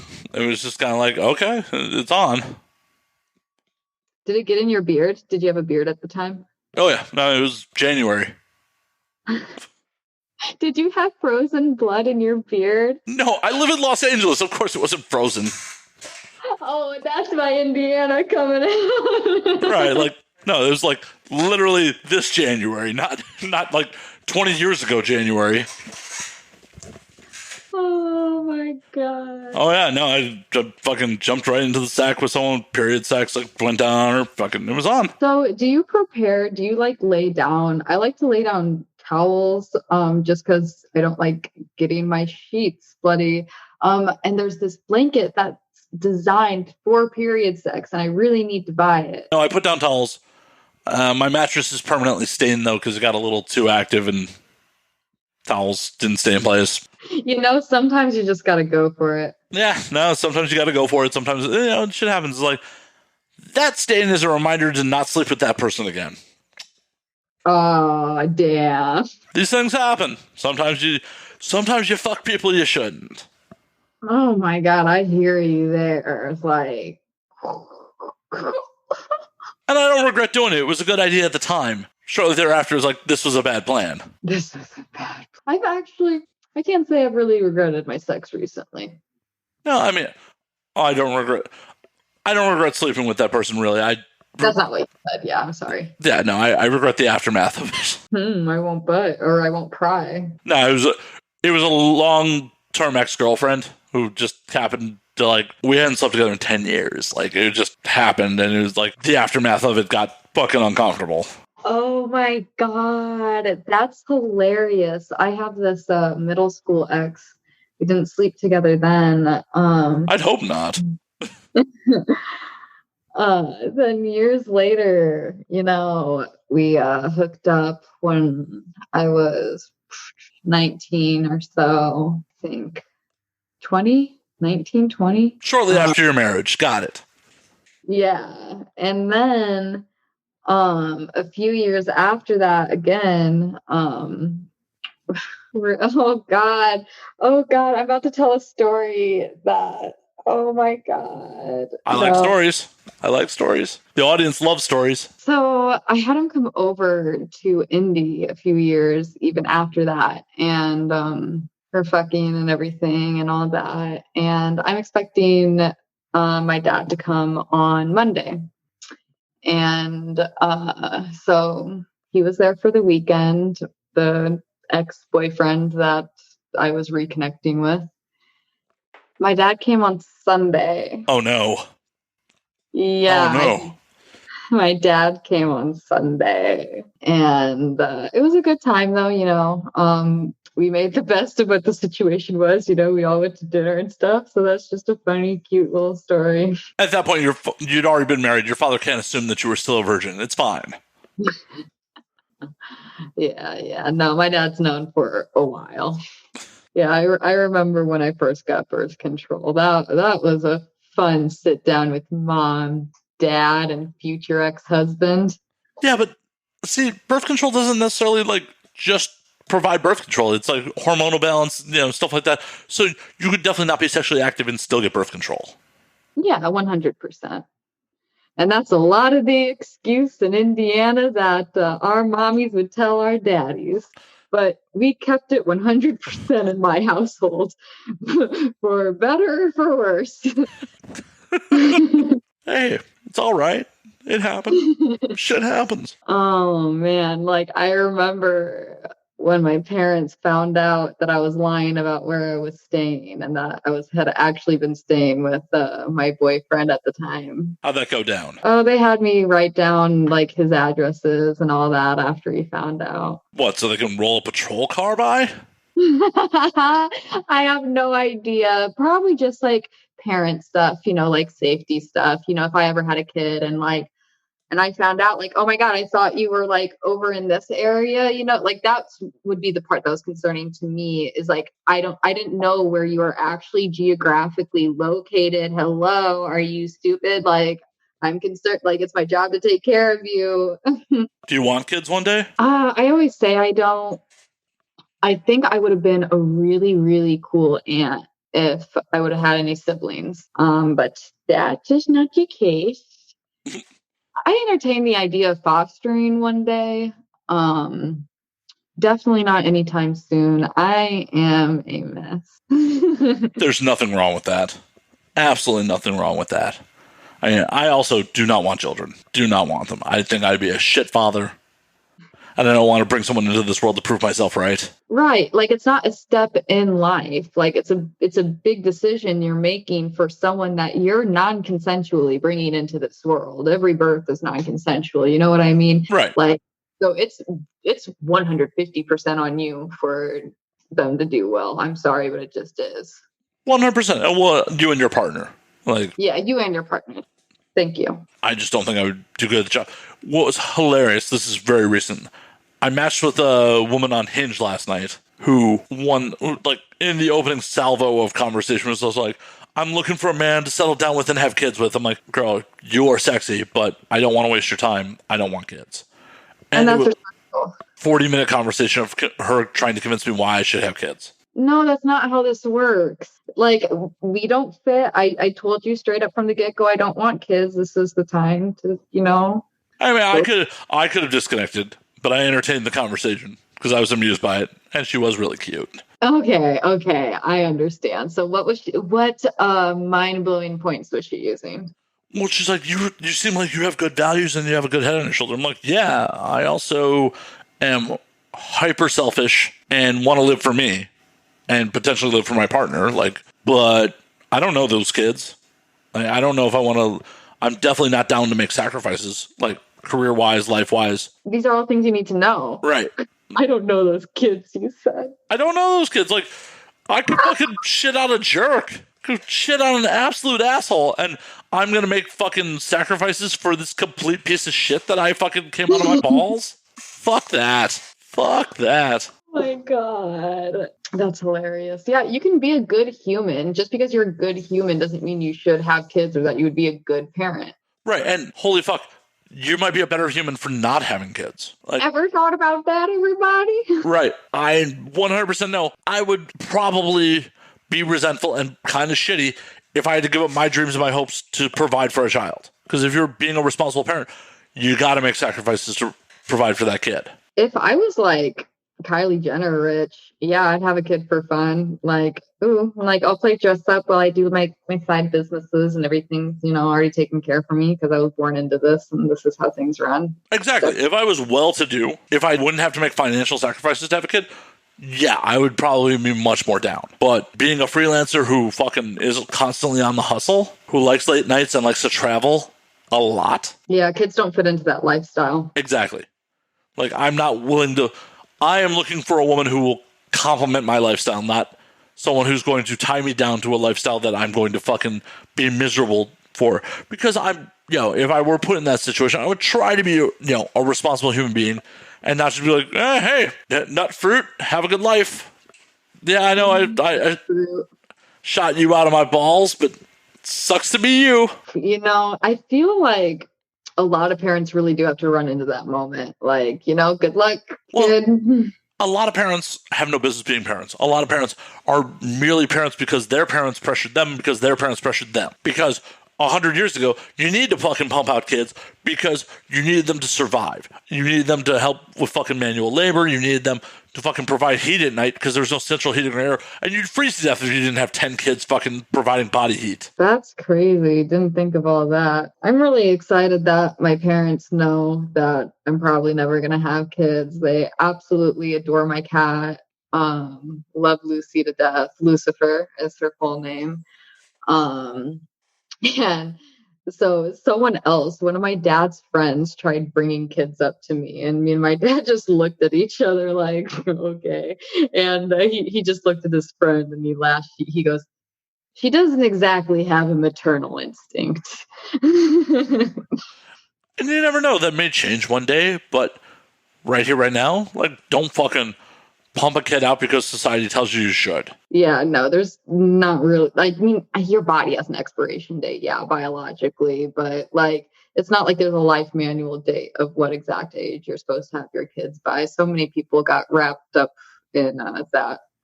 Well, I'm sure coming from northern Indiana, you definitely know some people who had kids at like late teens, early 20s. Oh yeah, 100%. Yeah, mm-hmm. Yeah. There's lots and cute babies, and And do you follow up with any of those people? Are they happier for it? I have some friends that have kids that I've like kept in touch with, not a whole bunch my age that were like in my grade group. But I do have friends with kids, and it's fun to get to hear funny stories of parenting from parents who like parenting, because they crack the fuck up over it and make it even funnier for you. And yeah, so I think that's why I said I would have liked to be an aunt, because I do like, the energy of a younger being. No, I'm right there with you. I'm a rad uncle. I just fucking hand my niece back to my sister whenever shit like okay, this is a like actual parenting issue. You deal with my niece. That's cool. I'll bring presents and be like, hi, I'm here to visit. Having issues with this one. Right, like, don't know what to do now. Oh, man. Yeah. Not anytime soon for me, at least. And I've been saying that for years, that I don't want kids. Like, it may change. We all have, You're so elderly. So many years of that same statement. You're like, oh, since the beginning of time. You old broad, you. Oh, I know I'm a baby, but also at the same time, I don't feel like a baby, because there's like babies compared to me. And then I don't know. I don't know. You don't have to tell me. I'm in my late 30s and I still fuck around with people in their 20s. And I'm like, oh my God. It's like, we've just had such different life experiences growing up. Isn't that wild? It is. Especially when our genitals still match. When the genitals still match. What do you mean match? The penetration, sex. Oh, match, as in like bumping uglies. Yeah. Like, we've had such different life experiences. I'm still inside you. Okay, cool. Yeah. I miss just having like random strange sex. And like not planned sex. I miss like. You can't do that in the quarantine, woman. You cannot do that. I know, but I miss it. Don't worry. We'll get back to that point at some point. You will get your strange. I need my strange. I need to go out to a dive bar, have a good time, find someone who makes me laugh a lot, and dick them down. Well, when things, get back to normal in Vegas, go to the fucking Double Down. The Double Down's an amazing dive bar. I have actually been there. Yes, it is crazy cool. Let's see. Well, I have no clue what part of town you are, and I'm not trying to dox you on air, so trying to think of other fun dive bars in Vegas. Dive bar on the east side is good times. My friend Angie runs that shit. I've seen something called Dive Bar, and I got curious. Yep, it's on the east side. Dive bar is good times.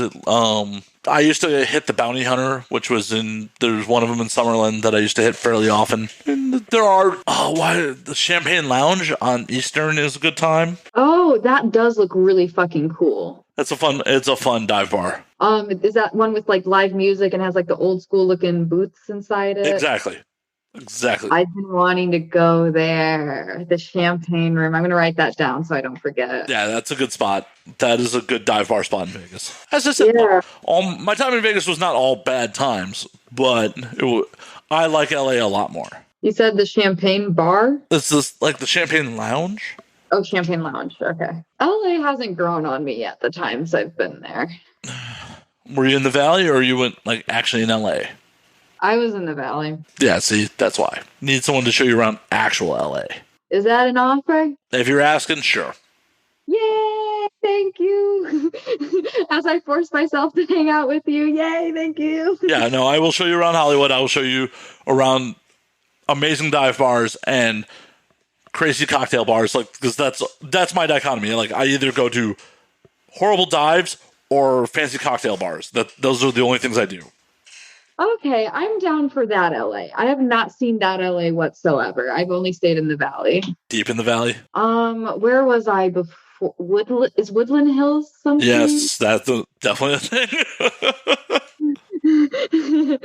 I was there. I don't know where else. I know I stayed in Woodland Hills a few times. Yeah, the Valley. Yay, the Valley. But yes, come to LA when the pandemic's over. I will show you around town. Take it around town. Yeah.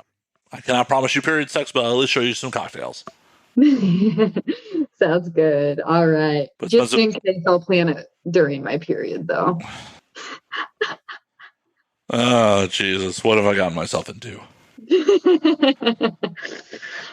Oh, Lord have mercy. Exactly. Spencer, it is about that time, though. We're going to call last call on this motherfucker.